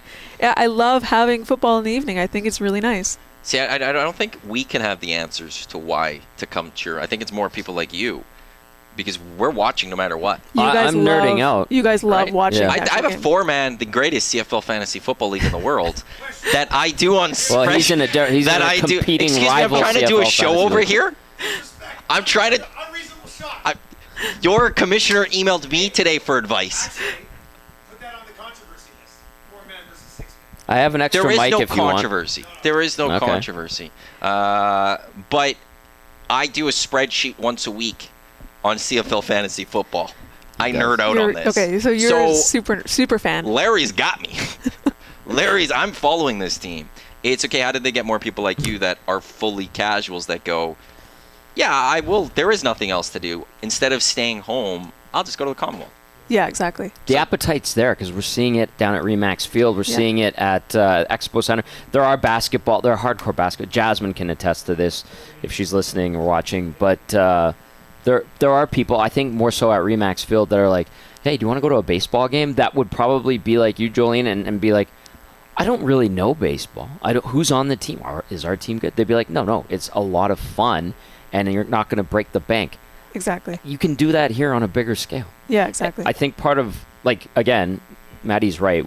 You and I nerd out on watching the game, and Dusty included, but we see after games the amount of kids that are on the field, and that stuff will resonate. They'll remember, I love going to football games, and maybe some of them do become hardcore fans of the team and the league. Maybe some of them just become casual fans and remember how much fun it was to go to a game. That brings them in, too. What's the tailgating situation like? Because you guys always fantastic. tailgate. It's the best. Yeah. Better than the CFL now almost. Is that kind of a new thing? Here it is. Okay. Last 5 years, I would say it's kind of really picked up. It's been around for a little bit longer than that, I think. But over the last while, it's become stronger, and the Elks have done a good job of growing it more and more. With spirit. And this year, GoFundMe on my Twitter account to help keep Spirit of Edmonton going, by the way. Yes. That's another situation. On the west side of the stadium, it's massive. It's apparently a great time. Yeah. Stage. There, They had the Alan Jackson experience. Alan Jackson Experience's merch booth and RV took our spot last week. Oh my gosh, the gall. I know. Right? Yeah. We're going to write a stern letter to just Alan Jackson. Where's JMO? We want to yell. And it's open 3 hours before the game. Yeah. So Food is great. People love the NFL and they go, the tailgating's great there. You go tailgate and then you go to the game. You have that experience here in Edmonton. Yep. Yeah. The one actually advantage I think the Elks have over an NFL one is that it can happen between July and August. And the NFL's all unless you're down south, it gets colder here. Mm-hmm. Like here, you could actually do the summer ones, which is I would assume this past Sunday was amazing. How warm it was. It was the succulent meats on the grill and the smells and the vibe. It is so good. Okay, so how does it work at an Elks game if I want to tailgate? Do I just bring my truck up? Well, no, you No. can't. You can't. They have to buy a pass to have your own tailgate spot, and you got to get that at the start of the year. But if you don't have that, you could just go wander it. Yeah. Okay. You could just go. And walk someone will around. invite me into their tailgate? Some will. Everybody's very friendly. Turf District, I know they have their spot. You can go, I think, grab a bite with them. I think couple bucks for whatever it would be. Elks Call, Elks Herd, Scout and Catherine. They're there. They've got their spot. Jay Last and week Andrea. they did Pork Belly or something. We got Jason and Andrew who are EST Nasties. Spirit sometimes has some stuff. Some polite people will just. I remember being there last year and some guy randomly came up to me and gave me was it a jalapeno wrapped, bacon wrapped jalapeno or something like that. The food is so good. Yeah, sure, I'll have that. And so some people will be like, here, you want some food? Others are a little maybe more. This is our food. We paid for it. That's cool. But yeah, you could just go wander around and there might be. Just go talk with people, and somebody might offer you food. So, but you guys have a tailgate every home You game. can get water and chips. Oh, nice. And sunglasses. We don't cook EST right now. sunglasses. Okay. We don't do anything. Maybe But it's a next year place to we'll hang look out. at more. Or maybe somebody. So do you need a special pass to make food? Well, you need that pass to get a stall and But make the food. Let's there. say I wanted to come to your tailgate and I was like, I'll bring a smoker and we're gonna smoke up a brisket. You could do that. We could, if we planned that, we could actually. I forgot to email him. Norman at Combine has offered that for the Labor Day rematch, and I haven't responded to that. I don't think Dusty even knows that. Nothing. Don't worry. Well, we'll talk to you I'll about talk it later. later. You're- All right. we're So I doing- like this- He's dialed into his CFL We're doing. fantasy. I didn't say anything to you. He just looked at you. I just looked at you. That's Well, I'm just Dusty. We're enjoying trying to do your a show presence. here. Can you please, just please? I Okay, like go. this. Please. I like the tailgating development. It's something I haven't explored here. It's honestly worth a try. So the Labor Day rematch. Norman, call me Maddie about the Labor Day rematch. Tailgate. Good, we Like I will. completely forgot about that email, Bring Norm, that you sticky sent rice. me, and I haven't even come close to it. I'll get in touch with you maybe early next week to talk about that. Can you walk just around walk- with drinks? yeah. Okay. Well, it's Oh. walk around with drinks. Okay. You know, Like, All right. there's- what do you do when you go to your kid's hockey That's what game I'll at say. 7 in the morning, and what's in that coffee mug? yeah, Every that's- time 7 in the morning hits and I'm fast asleep and not at my kids' hockey game, I'm so happy I don't have kids. I'm just like, thank God. But that's, you could walk around, just be smart. Okay, I That's get it. that's as far as I think Okay. that's where we'll go with I that get one. it. It's a So- honor system. Right. Let's call it. You But- police yourself. Yeah, Some of it- us are more honorable than others. Correct. It's open for 3 hours before. Yeah. Go an hour and a half before. Walk around. Then come into Cool. the stadium. Have a great time in the stadium. And if Trey Ford, when he gets back healthy, he'll do some magic out there. And Right. It's a fun time. Does the marching band go through the tailgate? Because I know that there's like the think- band, the drum corps, the drum Well, line or there's a something. stage with live music. Okay. Every Yes. tailgate. Tall Ed- boys usually Tall there. boys, Like the go-to, but yeah, it But was then you the sometimes Alan get the Jackson Alan Jackson experience and With Alan Jackson. himself. experience. yeah, but it's good. Like the Cat- vibe is excellent. Cash Okay. says in the nasty chat, bring a koozie. Bring a koozie. Actually, maybe Yeah. that's what. Actually, I do have that in one of my plans with Chelsea from the Hive. But maybe we need EST koozies. And coasters. That'd be a good one. Coasters. Mhm. We did Hello Hockey ones over really at the good Summit at Silent Ice Center, and they went pretty quickly. Like But they were just like the little paper paper, ones? yeah. koozie. But I actually don't mind actually getting like actual like legit Like those koozies and rubber stuff ones to are sell or phenomenal. something. Yeah. To actually put up for sale. We That's did a Team 1260 ones. I have both because there was two versions of it. There was Dusty and Will on one side, and I can't remember what was on the other. And then we had Spec on one side, and I think Gregor on the other, or something like that. So that was back at the old place. Mm-hmm. But yeah, no. So like, it's a matter of Larry Thompson and this team. They got to go find more people like you, Jolene, and get that message across, Yeah. and convince them that there are vibes to be had here. And so, again, I don't know how. Like, we're not the panel that they need to speak to. No. Right. Because they could be like, well, we're just going to play a football game. Like, I'm in. Yeah. What time? You got Trey Ford starting? No, then I'm upset, but I'm still in. Yeah, I'll see you there. And Do they you need think that he's going to be able to improve the product on the field? And Larry. yeah. Well, we'll see how he goes about this. I've heard he doesn't have a president to announce today. That they will hopefully have one in place closer to late fall. But it's make sure you hire the right people. Mhm. And I don't know his football background. I don't know if he ever played football, like high school or whatever. But I don't think he's Jerry Jones. I don't believe he ever played university football. I don't think he ever played pro or anything like that. So hopefully he's smart enough to realize he might not be the guy that needs to make the football decisions, and he hires the right football people to run this. I was And it's up to them to build the right football team. And sign Trey Ford. I didn't mean to cut you off. No, that's fine. No. Sign Trey Ford. Last summer when I had this kind of like extended conversation with an Eskimos alumni, I was kind of asking him the same questions. And one thing he was saying is that he felt that maybe 10 or 15 years ago, the players did a lot more work in the community, and they had a way stronger connection with the people that they were actually playing for. And now he feels that they're very disconnected, and that has actually impacted the locker room and the product on the field, because they just have no sense of they're playing for the community. Do you see that at all? Do you get that feeling? That's probably fair, but there's been such a high turnover rate in the last decade, too. There's that. There was a time where this team didn't do enough community. Yep. That has been a focus of this team for the last couple of three seasons, and they've actually done a lot back in the community again. Yeah. So it's just a matter of getting people to know that they actually are out in the community. And I guess maybe you're not seeing them and stuff. But like last year, I can't remember what it was, but it was hundreds of community appearances that There's this team did incentive for them as well, financial. Oh, I didn't know that. And I think it's a league-wide initiative. Yesterday on the morning show, Dave Naylor was on, and they were talking about Nathan Rourke's $200,000. Part of it is like not appearances, but marketing. They call it marketing.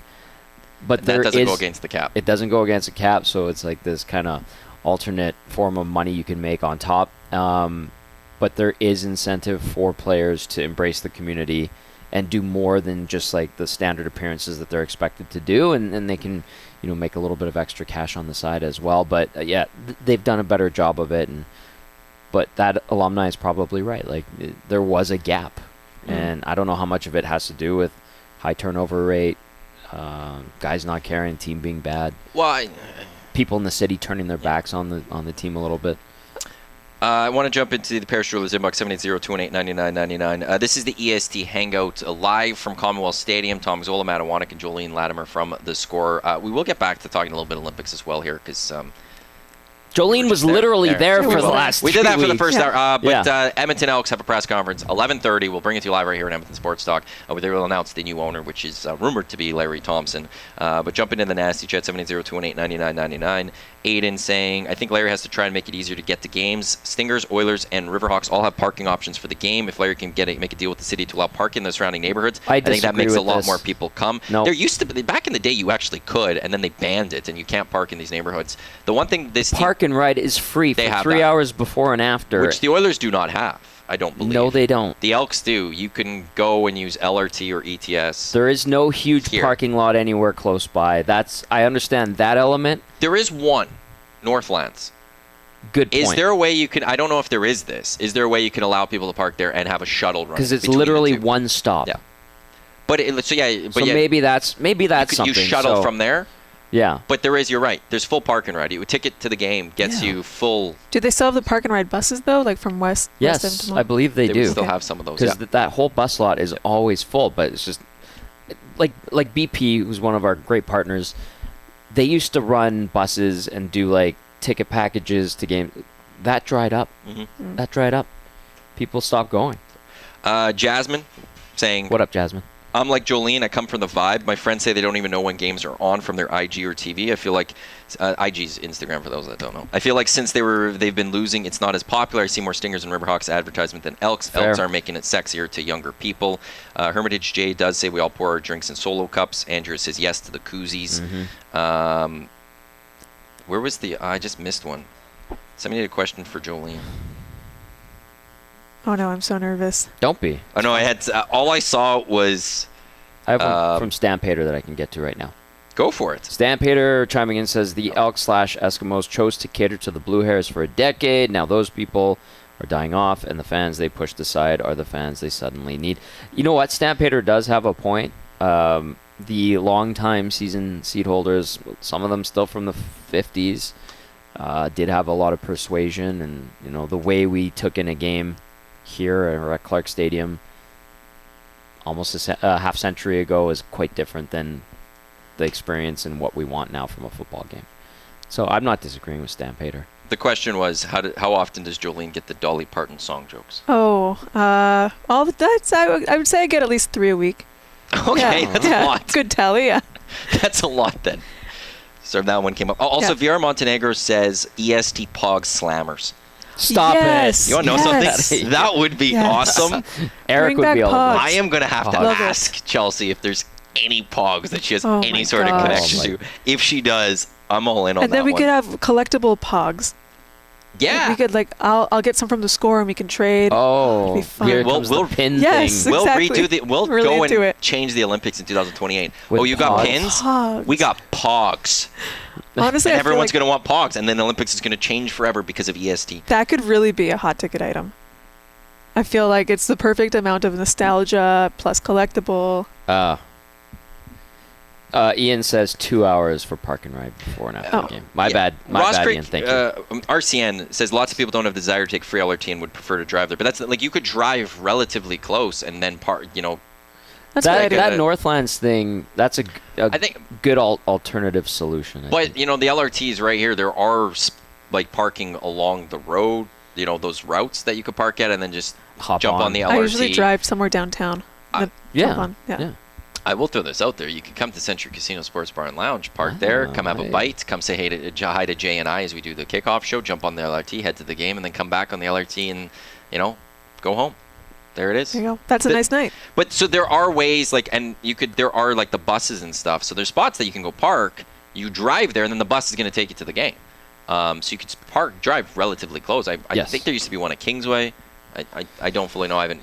Yeah. I'm Well, not I paying mean, the attention to it. dwindling attendance hasn't helped that stuff, but This is the thing, though. The crowd looks small in here it because is small. the stadium's no, so it's big. It's tiny. It's how big is the crowd?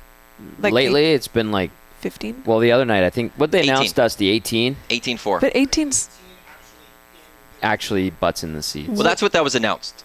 They announced 18-4 for that, which I heard was what like was it the felt like capacity 18. of Rexall? 18,000. 18,306. Oh, Rexall Place 16,000. 839. yeah. 839. So yeah. that felt big. It's just because it filled out the whole arena. Mhm. Here it feels small because the stadium's so big. Well, if they get here's where I really hope that they get on a little bit of a win streak here. If they can go beat Hamilton, lose to Montreal, beat Calgary and Labor Day. Let's say they win 2 of the next 3. That's 4 of 5. Coming back for the Saturday Labor Day rematch against Calgary. Hopefully it's still a beautiful night. Yeah. I think we might get close to the 31,000. That is lower bowl. That would be fantastic. And I think if you saw 31,000 in these lower bowl seats, people would be like, that's amazing. That looks cool. Because even if there's 31,000, it would look a little full. But if it's spread out with the upper deck, it still looks empty to a degree. I want to get to a point where we see close to 31,000 all in the lower bowl and it's completely full and see then what buzz does that create? Do people look at them like, whoa, look how great that is. Why am I not there? Right. I think so. I think that the size of the stadium has a lot to do with how That's big fair. or small it feels. There's that. It's also the size of the stadium. It's the supply and demand thing. There's no rush to get tickets. Yeah. For the history, for always, it was, well, I could decide game day. Right. Because I don't there will always be a ticket available for me. Yeah. That hurt the team, I think, especially when they were bad, because it's like, well, I don't need to buy my season why am seats. I I don't going? need. I could pick and choose my games, and they keep losing. I'm definitely not going to go. Whereas that's why I really do like the move to the lower bowl, and why I argue that the first time that they can open it up, I wouldn't open it up. I would keep it closed and tell people we sold out the lower bowl.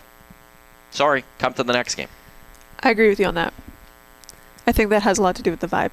I think I learned a long time ago when I was more planning events and not a journalist, I heard a rule from someone that I always remember, which is never have enough chairs for everybody who's coming to your event. Like always just be just a few short. Ah. Yeah.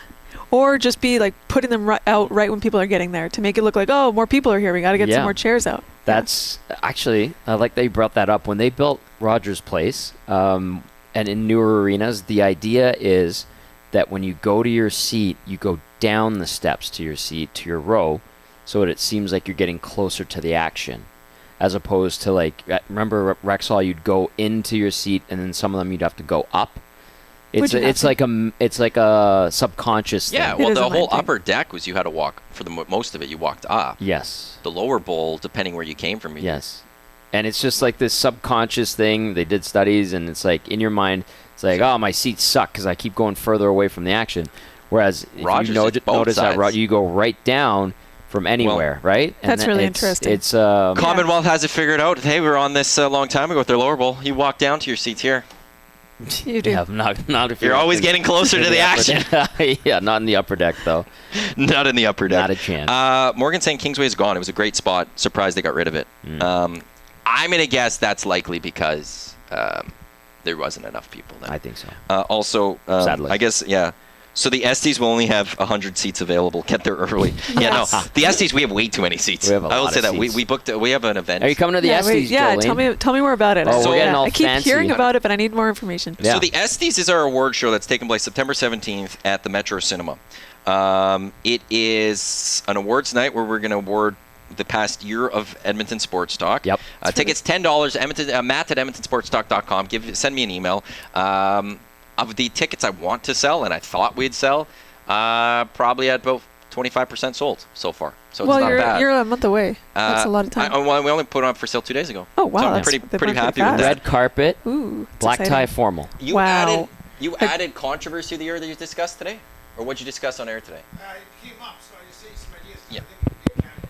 Yeah, okay, Controversy of the year. but you still followed the schedule? Yeah. So Okay. follow the schedule. Today we're discussing. Let's get to Hangout headlines, which is Well, brought to you by the Jolene had Ranch a Golf and question. I have Country some Club. questions about the Estes. Oh, you go Well, first, and then I'll but I come got to back throw around. it quickly Okay. just what All topics. right. We have to Sounds talk fine. about a couple things. Okay. Ranch Golf and Country Club offering premier conditions, top-notch service, unmatched value. Book your tee time at theranchgolf.com. Actually, these I really can't fully get into. We have text of the year, the best text of the Paris Jewelers inbox over the course of the year. So we have a few of those nominees. That's not one we could really throw out for nominees with our listeners. Are they going to go up on the website, like screenshots of the text messages, and then we can vote? Well, you don't get a vote. What? You're not part of the Nasty Club. Our Nasty Club members. I want the community can't vote on the best text. So, the Nasty Club. Is there one People's Choice Award? Well, no. So what it is I never thought that part. There's the Nasty Club, which we have, where those people will get all the so what we're doing is we're opening up for nominations from everyone on the shows. Today it's Text of the Year and Texter of the Year. If you think that someone out there was the best texter of the year, you always were hearing the name like, they have great text. Text it right now to 780-218-9999, Paris Jewelers inbox, or jump in the Nasty chat. The thing is, so the Nasty Club members will all get a Google Forms that I will send out, and they will get to vote on their 4 finalists that they want. Yeah. I'm joining the Nasty Club. Well, it's the annual memberships are closed. They'll reopen in October. So you could jump in next year. You could do it for next year. Maddie's a heartbreaker. And then I will have a panel of 3 that are not associated, and they will take the finalist and whittle it down to winner. Okay. And then we will unveil it at the Estes, door 6:15, showtime 7 o'clock. So what the category so far is Show of the Year. We've got Exit of the Year from an EST event, Guest of the Year excluding the Hangout, Best Draft Performance, which really is going to come down to the 3 Tommy wins and the 2 Dusty wins. We've got the Episode of the Year, so the specific episodes that we had. Today it's Text of the Year, Texter of the Year. Not part of my schedule, but I'll have to add it somewhere. The other one is we're coming up with Controversy of the Year on Edmonton Sports Talk. Love it. And I'm going to have trophies, and it's going to be a full presentation. That's September 17th. Okay, I'm really excited for Matt this. at edmontonsportstalk.com for tickets, $10. I'm going to bring a crew. Yes. I'm going to try to. Yes. Yeah. It's at black tie or formal. That's what I wanted to talk about. Go on. The dress code. We want people. Black tie. Are you guys going to wear tuxes? I am. I got to go figure that out. Wow. I hope I can Do find you own a tux. a tux? Yeah. Wow. Okay. So you got to rent one. I had to buy one. I got to go get something. Hopefully I can get a tux. Otherwise it's going to be a black suit with a bow tie. Okay. I'll have to make something. Yeah. It'll work. There's ways. We hope that, like it's our Grammys, or our Oscars. I'm just wondering how fancy I should go. As fancy as you want. I told my parents. I told my mom yesterday. She's like, "What is this?" I'm like, "You just dress up nice and we have a nice time at a theater." She's like, "Okay." Okay. Yeah. Easy enough. I could go really formal, but I'm going. I could scale it back going too. full tux. All right. Will the Estes be streamed live? No. We will try to record it and post it up on YouTube after. Yeah. But we will. It is an event that is just for those that want to come out to Metro Cinema. And again, there's a lot of space. Yeah. So come on out. But we will not be streaming it live. Is anyone doing red carpet interviews? We need to do that. That is the plan. Figuring that out. Yeah. Dean Belanger saying live from Commonwealth Stadium, the EST Hangout for Show of the Year. I'm assuming. Thanks, Dean. VR Montenegro, ST question is Texter and Texter of the Year Nielsen Show exclusive or throughout the EST roster? It'd be throughout the EST roster. Yeah. It'd be Paris Jewelers inbox. So if anyone that has texted in throughout the year, they'll be up for this. Smitty the Welder Wire memberships closed. Well, monthly memberships are available. Annual memberships, they're just open for a period of time. Just because there's a lot of, I'm not going in through all the behind the scenes with it, but there's just some things that we're only selling up until it goes till about the new year. So they'll open up again in October. They'll go to the new year. If you want the annual membership, renewal's coming up right away for that one. And then monthlies, though, are still there, which gets you a little bit of access. We got post-show. Oh, Hernan looking sharp. Hey, change. Look at this post-show guy. show and a few other things. And there are, access to very events sooner when it comes to that. What are the benefits of an annual membership? You get somewhat first chance at the golf tournament. You get to vote on the Estes. You get, what are the other things I gave them first right for? And there's some things that they get first right for. They get to be in a draw once a month to be part of the Hangout. Oh, that's fun. One winner gets to be on the Hangout each month. We have, and then there's things. So last year, the annual membership got a EST shirt and a coffee mug. And the premium membership got both those and an EST hat. Okay. So this year I'm still trying to figure, the mug and hat are gone.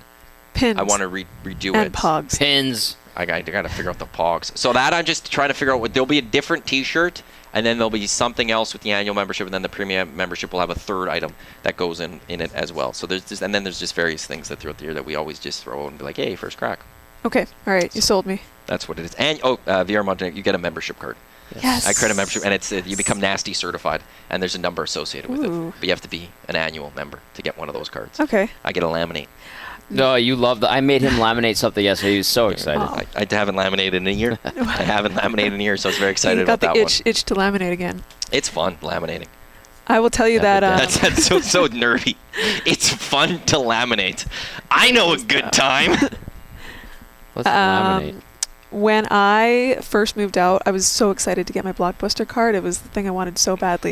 It felt so adult, and I went to get one, and they changed the registrations to digital. So you didn't get a card. It was just your email account. And then a couple years after that, Blockbuster was gone. But I haven't had a good membership card since a desire for a membership card like that Blockbuster one. But maybe this nasty one, it'll feel special, I think. I might have to redo them. Do I change the design of it? I got to change the design. Oh, so that I they're don't know different how every... I'm Well, if you get one... Well, they'll be the different year. Yeah. But there has to be There's some also a spelling incentive. error on the first year. Oh, no. Oh, no. I looked at it so many times, and as I did them all and I set them out, I realized there's the spelling error I missed. And Tough go. Well- and then I edited it, and so people are like, the last 5 or 6 memberships got a correctly spelled one. So Okay, so there's that little benefit of the first one is First that run. part of the first run ever, you got the misspelled word in there. I forgot which word it was. Well, that is... Yeah, it's kind of OG. It's like a collector's edition. Yeah. Yeah. So that's all coming, but we got the SD September 17th. I'm really excited about those. It's Excellent. It's going to be a great time. yeah, it's going to be ridiculous in a amazing way. Yes. Okay. That's the way we're So looking at it. what's the show? So the show is just an award show. You're going to give an awards. Do you have any, who's hosting the show? So I don't. Right now, there is no real host. There'll be voice of God, somebody But then we have presenters come out and present the word. And with the controversy, I think I'm at 21 or 22 awards now. That's a really, We're not big giving them show. away all of them. Okay. There's going to be the filler There's awards, going to yeah. be Okay. my goal is I think 12 to 15 actual awards presented that night with you're the winner, come on up. But then the other ones, there'll be a moment where prior to the show we announced the winners for this, Okay. and then boom boom boom announce them. Maybe prior to the show we announced these winners, and boom boom boom, and a couple, and then I'll find time to get them their little Estes award. Yep. And do you have a little trophy or? Yes. Say? Oh. Yes, Do you already have it designed? I have to order them and pay for them. So we Oh, okay. found this. I found what I want. So yes, we're full. We don't do things Yeah, you're half-ass really around here. going all out on this. So that's coming up I actually like really it. quick. And I gotta get going on who are the something. presenters? That's part of what I have to figure out. Oh, okay. All right. There's a lot of people that want to. People keep I want to present. I want to present. Everyone from Edmonton Sports Talk is gonna have to present. Oh, okay. So the way so Dusty and Eric will be one presenters. Tom and I may be one presenters because we're a show. Reed and Jay will have to be presenters as the Reed Wilkins Show with Jay Millen coming this fall. What about Joaquin? To Edmonton Sports Talk. Yes. From 3 until 6. Announcement coming next week for middays 1 to 3. We've got Cass, Belzy. Belzy's not going to be there. Oh, right. He's having a baby. So the His first wife I got to is. start with the staff, and then I know there's a lot of people that want, so we'll have to figure it out. But I think Josh Clausen wants to at least give an award. Nice. I heard something about a hosting or something. I don't know. Clausen's really in on a lot of what we're doing with EST. So I do enjoy that. All right. Well, I have a month to figure out my outfit. Yeah, it's Yeah. a month and 2 days. Oh, Great. geez, that's not good for me. Will Will and the Wolf be the band for the Estes Awards ceremony? We don't have the money to pay for them. Oh, Murray sent me something. Now being told Warren is here. Conflicting reports from 2 sources. Oh. Jeez. So now we're paying attention. Is Warren Moon here or not? That's what we're paying attention to. We're live at Commonwealth Stadium, and Edmonton Elks is set to announce new owner coming up at 11:30 for the first time ever in 75 years of this franchise's history. It will be private ownership, not community ownership. A pretty historic day then for Edmonton sports, and one of the biggest days I would say in the history of the Double E Football Club. Yeah. Just entirely. It was the day they launched. You could add Grey Cups in there, but there's a lot of Grey Cups. This is a significant one because there's 2 paths for this franchise to go. Path 1 is Larry Thompson going to come in and turn this thing around, and it's going to get back to being what the Double E used to be here, or he can't get it turned around, and I don't think there's another crack at this for someone else to fix this. If you can't fix it, Larry Thompson, who else would want to come in and try to fix this thing? So this is a pretty significant moment when it comes to the direction of this franchise. So one of the most important days in 75 years of this franchise's history. We will hear from Larry Thompson for the first time in a little under an hour's time. We just got about 20 minutes left or so in the EST Hangout. Then it'll be the lock shop for a very brief time with Dusty and Huss, and then we'll bring you the press conference. Any other final, well, we're going to talk Olympics. That's what I was going to go. Yeah, Any other final stories that you wanted to get out there from the Olympics? Well, we didn't talk about the chocolate muffin guy. Did you guys follow that guy? What is this? The Norwegian guy who was in the Olympic Village. He was I don't know what his sport was, but he kept on doing chocolate muffin reviews in the Olympic Village. They were like the hot ticket item. People were sneaking them out in Tupperware containers for everybody else to try. What? I never got one. But apparently like these things were all the rage, the chocolate muffins in the Olympic Village. People loved them. Where did they come? Who made these chocolate muffins? This is the French. That was a French invention, just these like super chocolatey muffins. Apparently, all the rest of the food was not that great. I know that the British swimmers really didn't like the fish. They said that the fish was horrible. But the chocolate muffins. But the French are known for their cuisine. The British are not. It's true. I saw some of the pictures of the food that they had in that village. And what were you guys eating in the Media Village? I wasn't in the Oh, no, Media you weren't in Village. it. What were you eating? The food that was available to me was really bad. So I started paying out of pocket for food. So I was just like, I actually had Chipotle a couple nights. Oh, I love. You were in France and you ate Chipotle? It's easy to order in French. I can do the whole thing in French. I don't have any. It's super easy. This is a waste of a trip to France. It's just you had Chipotle. simple. Jolene sampled the food. It wasn't adequate. Yeah. So she went to No. Chipotle. I stuck with what I knew. We're getting Chipotle's. It's like when in Dusty Edmonton. went to are? Switzerland and he said that, is there He had chicken McDonald's wings. there? Yeah. When he went to McDonald's. That's the first thing I did when I went to Helsinki. McDonald's? McDonald's Yes. in Paris is so good. And Why? People will back me up on this. One, the fries are different. I heard that all the fries in France are cooked with a little bit of duck fat. That's yeah. actually a way to cook fries, Yeah. is use duck fat instead of Yeah. regular fat. Actually? Yeah. I think that's like a standard in France. And then they have different food. They have some great food. They have like a chicken feta wrap that's really good. Okay. But also the best thing is that a lot of the McDonald's in Paris, they're very fancy. They have like nice wooden floors, really nice lighting. There was one that had like an interior circular staircase. They're beautiful. McDonald's needs to go back to the day when they had the playpen and all those like the video. characters. bacteria N64. infested rooms? 100%. It was great as a kid. Yeah, okay. You didn't have fun going in those as a kid? I had a great time. I used to have my birthday Exactly. parties at McDonald's. Right. Exactly. Yeah. Now they're just too like meh. Sterile. But yeah, we are getting a I don't- Chipotle. Yeah. South Edmonton Commons. I think we're getting Oh. more than one. Was that where it is? I We think do have an there's Earl of Chick-fil-A Sandwich, and which there's is a great. Chipotle coming. Those two are coming. Chick-fil-A is good. I'm not with you on that one. I think it's overrated. I think In-N-Out is overrated. Oh my God! Do not say In-N-Out is overrated. Their fries are so starchy and their milkshakes are so thick. In-N-Out, I love that. like I had Shake Shack, where I had it on I had it in a couple Vegas weeks ago. for the first Yeah. time. And like In-N-Out, Shake Shack, they're novelties obviously for us. Shake Shack was delicious. But it depends on the mood I'm in. If I go In-N-Out, it is delicious, or Shake Shack. But that's the only burger I think I've ever had in the States fast food that I'm like, I might like this better than In-N-Out. For me, like I will It's never amazing. say no to either one of those. But like I've learned with In-N-Out, the fries have like a 15-minute shelf Oh, life. yes. They're not. You need to get to them they're quick. You so- have to eat ugh. there at In-N-Out. You Yeah. can't Yes. drive that somewhere and You then can't Uber Eats it or Yeah, whatever. no, I've never Yeah. had a good fry from In-N-Out. It has to be to be honest. quick. Has to Do be not quick. like You get it. them animal style with the cheese on top. You got to eat those The quick. other thing In-N-Out does have is it's just cheap. It Price is point super is cheap. perfect. I don't know. I'm a McDonald's girly. I'd always pick McDonald's over anything else. That's fine. And then when I'm in California, Arizona, give me In-N-Out. I need to stop at In-N-Out at least once Yeah. every time I'm there. To me, In-N-Out, so I lived in LA for 13 years, and there's an In-N-Out in Hollywood. To me, it's like drunk food after you've been out on Hollywood Boulevard, and you just need something quick when you're getting home.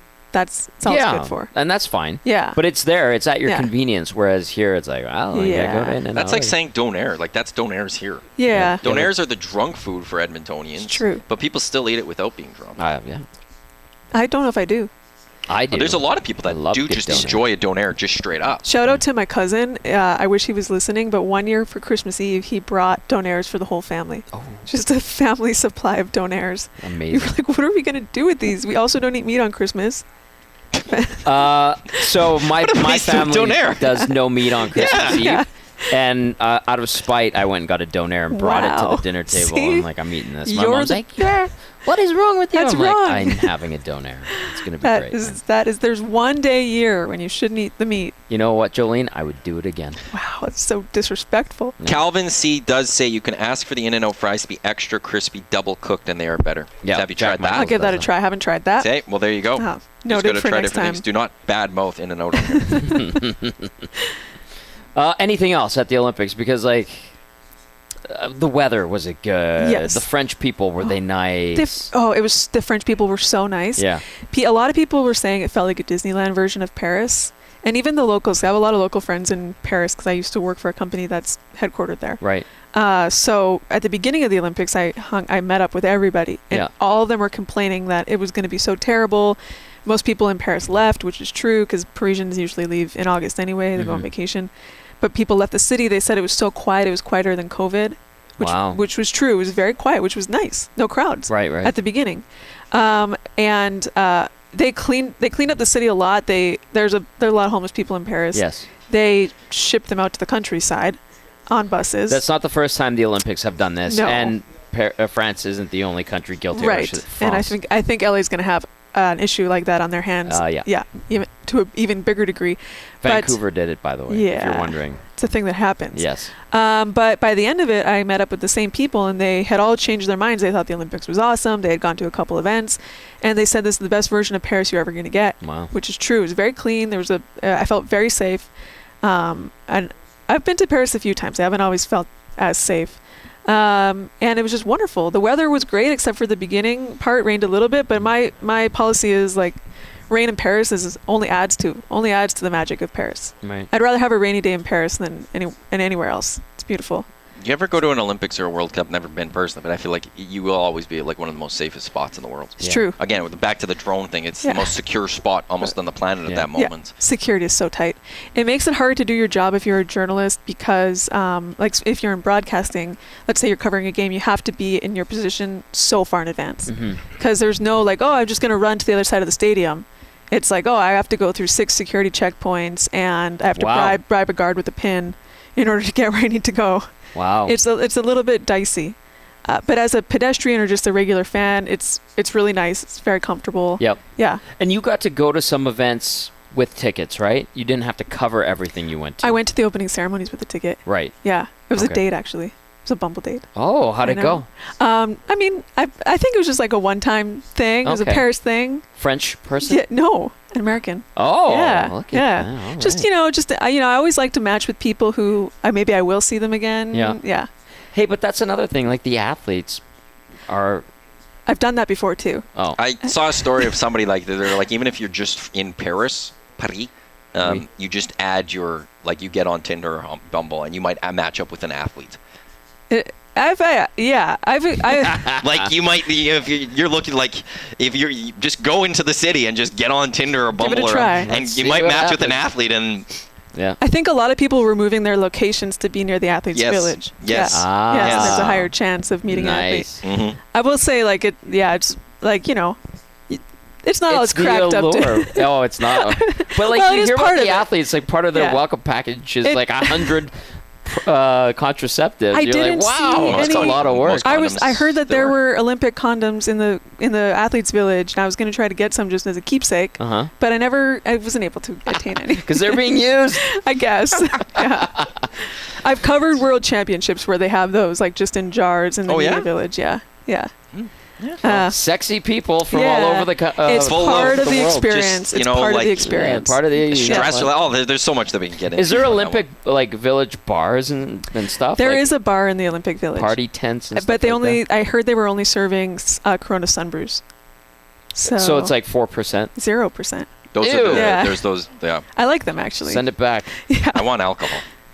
There Yes. were like a lot Give of. me a Corona with the lime in it, Yeah. but with the alcohol in it as well. Yes. I like the non-alcoholic ones.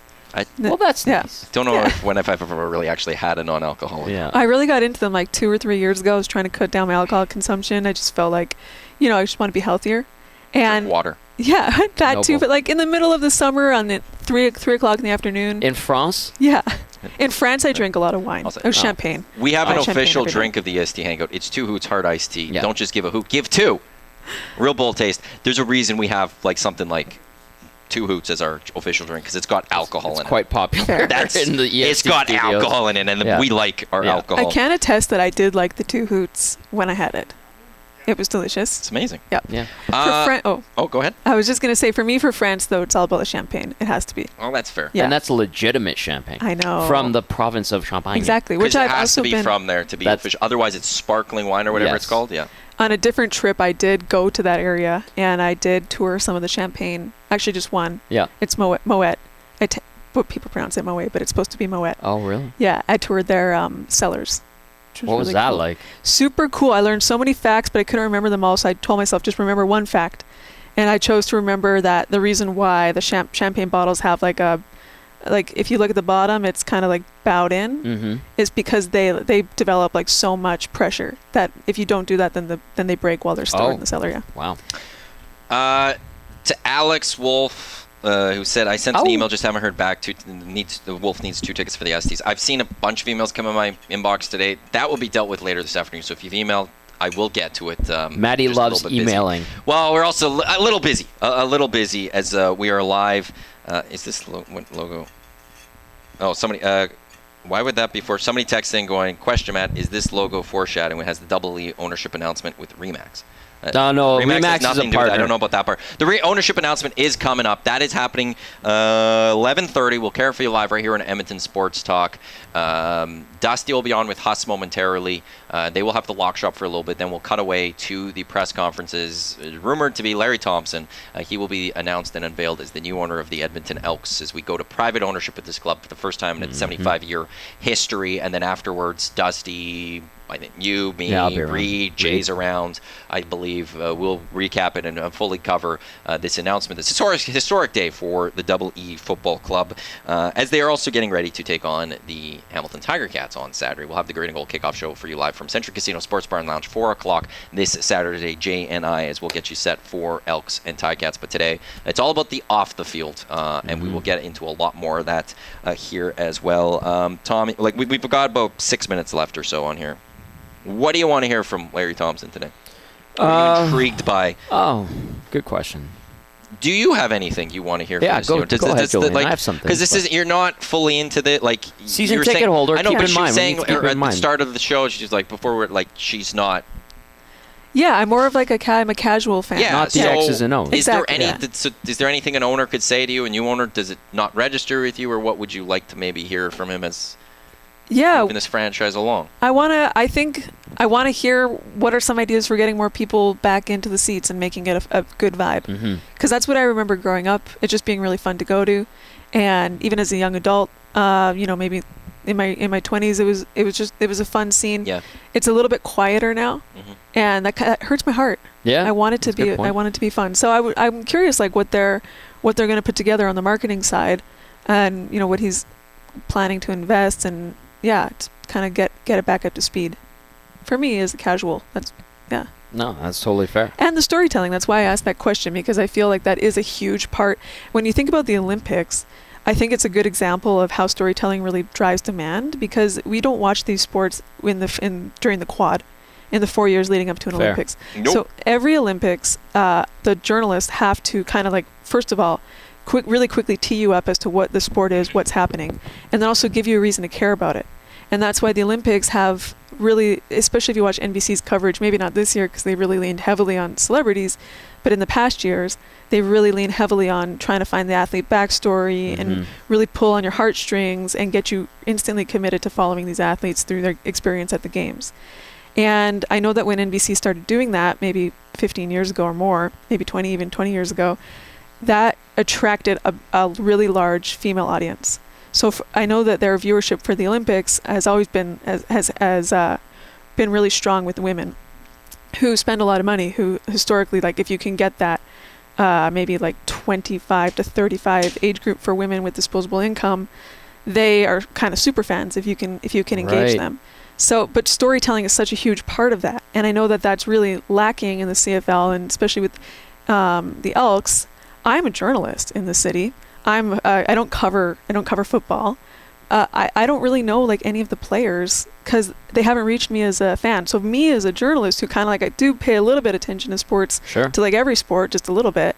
If I don't know anything about the players, That's a red flag. yeah, Absolutely. because even like a more casual person who really is just in it for the vibes, like they don't know anything, and that's what develops fandom. Mm-hmm. Is those stories where your heart is just in it and you're following along this athlete's journey. And I'm positive that locker room is full of those stories, but there's just it seems like there's not really enough investment into telling them. So I agree with that. I would love to know kind of what they're going to do more with that. What do you want to hear? Completely valid. I want to hear about a commitment to reestablishing this franchise as a pillar in the CFL, which it clearly has not been for pushing 2 decades now. And that means getting crap sorted out with the front office, making sure the business ops side is robust and they hire the right people, and then creating that care, passion, and appreciation for the team. And I think that's kind of what Jolene was alluding to as well, finally getting that reach back out there because, people don't give 2 hoots as much as they used to about this franchise and this football team, which is unfortunate because it's been in this community for 75 years. So I want to understand how that process will start to take hold and what the plan is there. And yes, it does take money. It really does. But hiring the right people is a big part of that. Getting this football team turned around. I want to hear about where this new owner wants to start to rebuild that. Yeah. Or how. I'm that one thing is how much of a commitment does he have to losing money? That's what I want to hear. Like, is it? Yeah. Like, is he going to say to them like, yeah, I'm okay to lose money for like 4 years, like we're going to turn this around, Yeah. or like that? That's one thing I'll be intrigued by. The other one for me, the name will be brought up, the name will be asked. I don't care about that.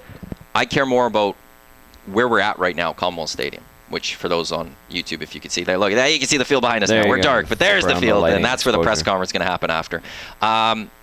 Is he committed to wanting to renovate and fix Commonwealth and stay here? Or is he, Rick Lawlisher, when he announced they're going to be looking for new ownership, he said he believes that the new owner should want to, in his mind, look at a new facility.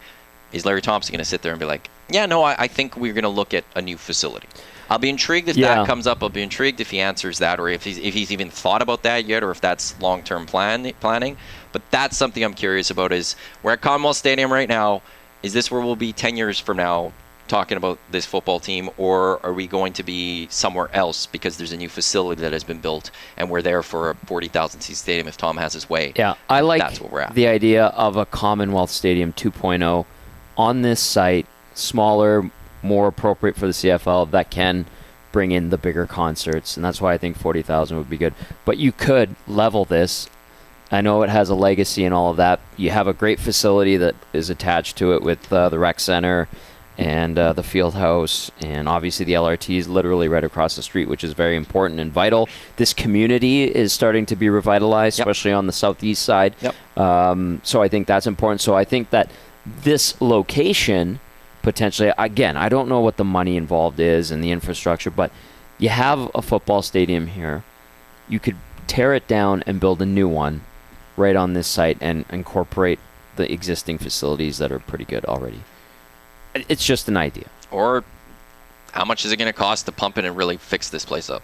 I don't know. I don't know, man. I don't know what that cost would be. One thing we keep hearing is it's too big. It is, but that's also is it too big for people coming here, or is it too big for the facility, like the washrooms and all that? Because is there a way then what's the cost to retrofit Commonwealth and make it more modern?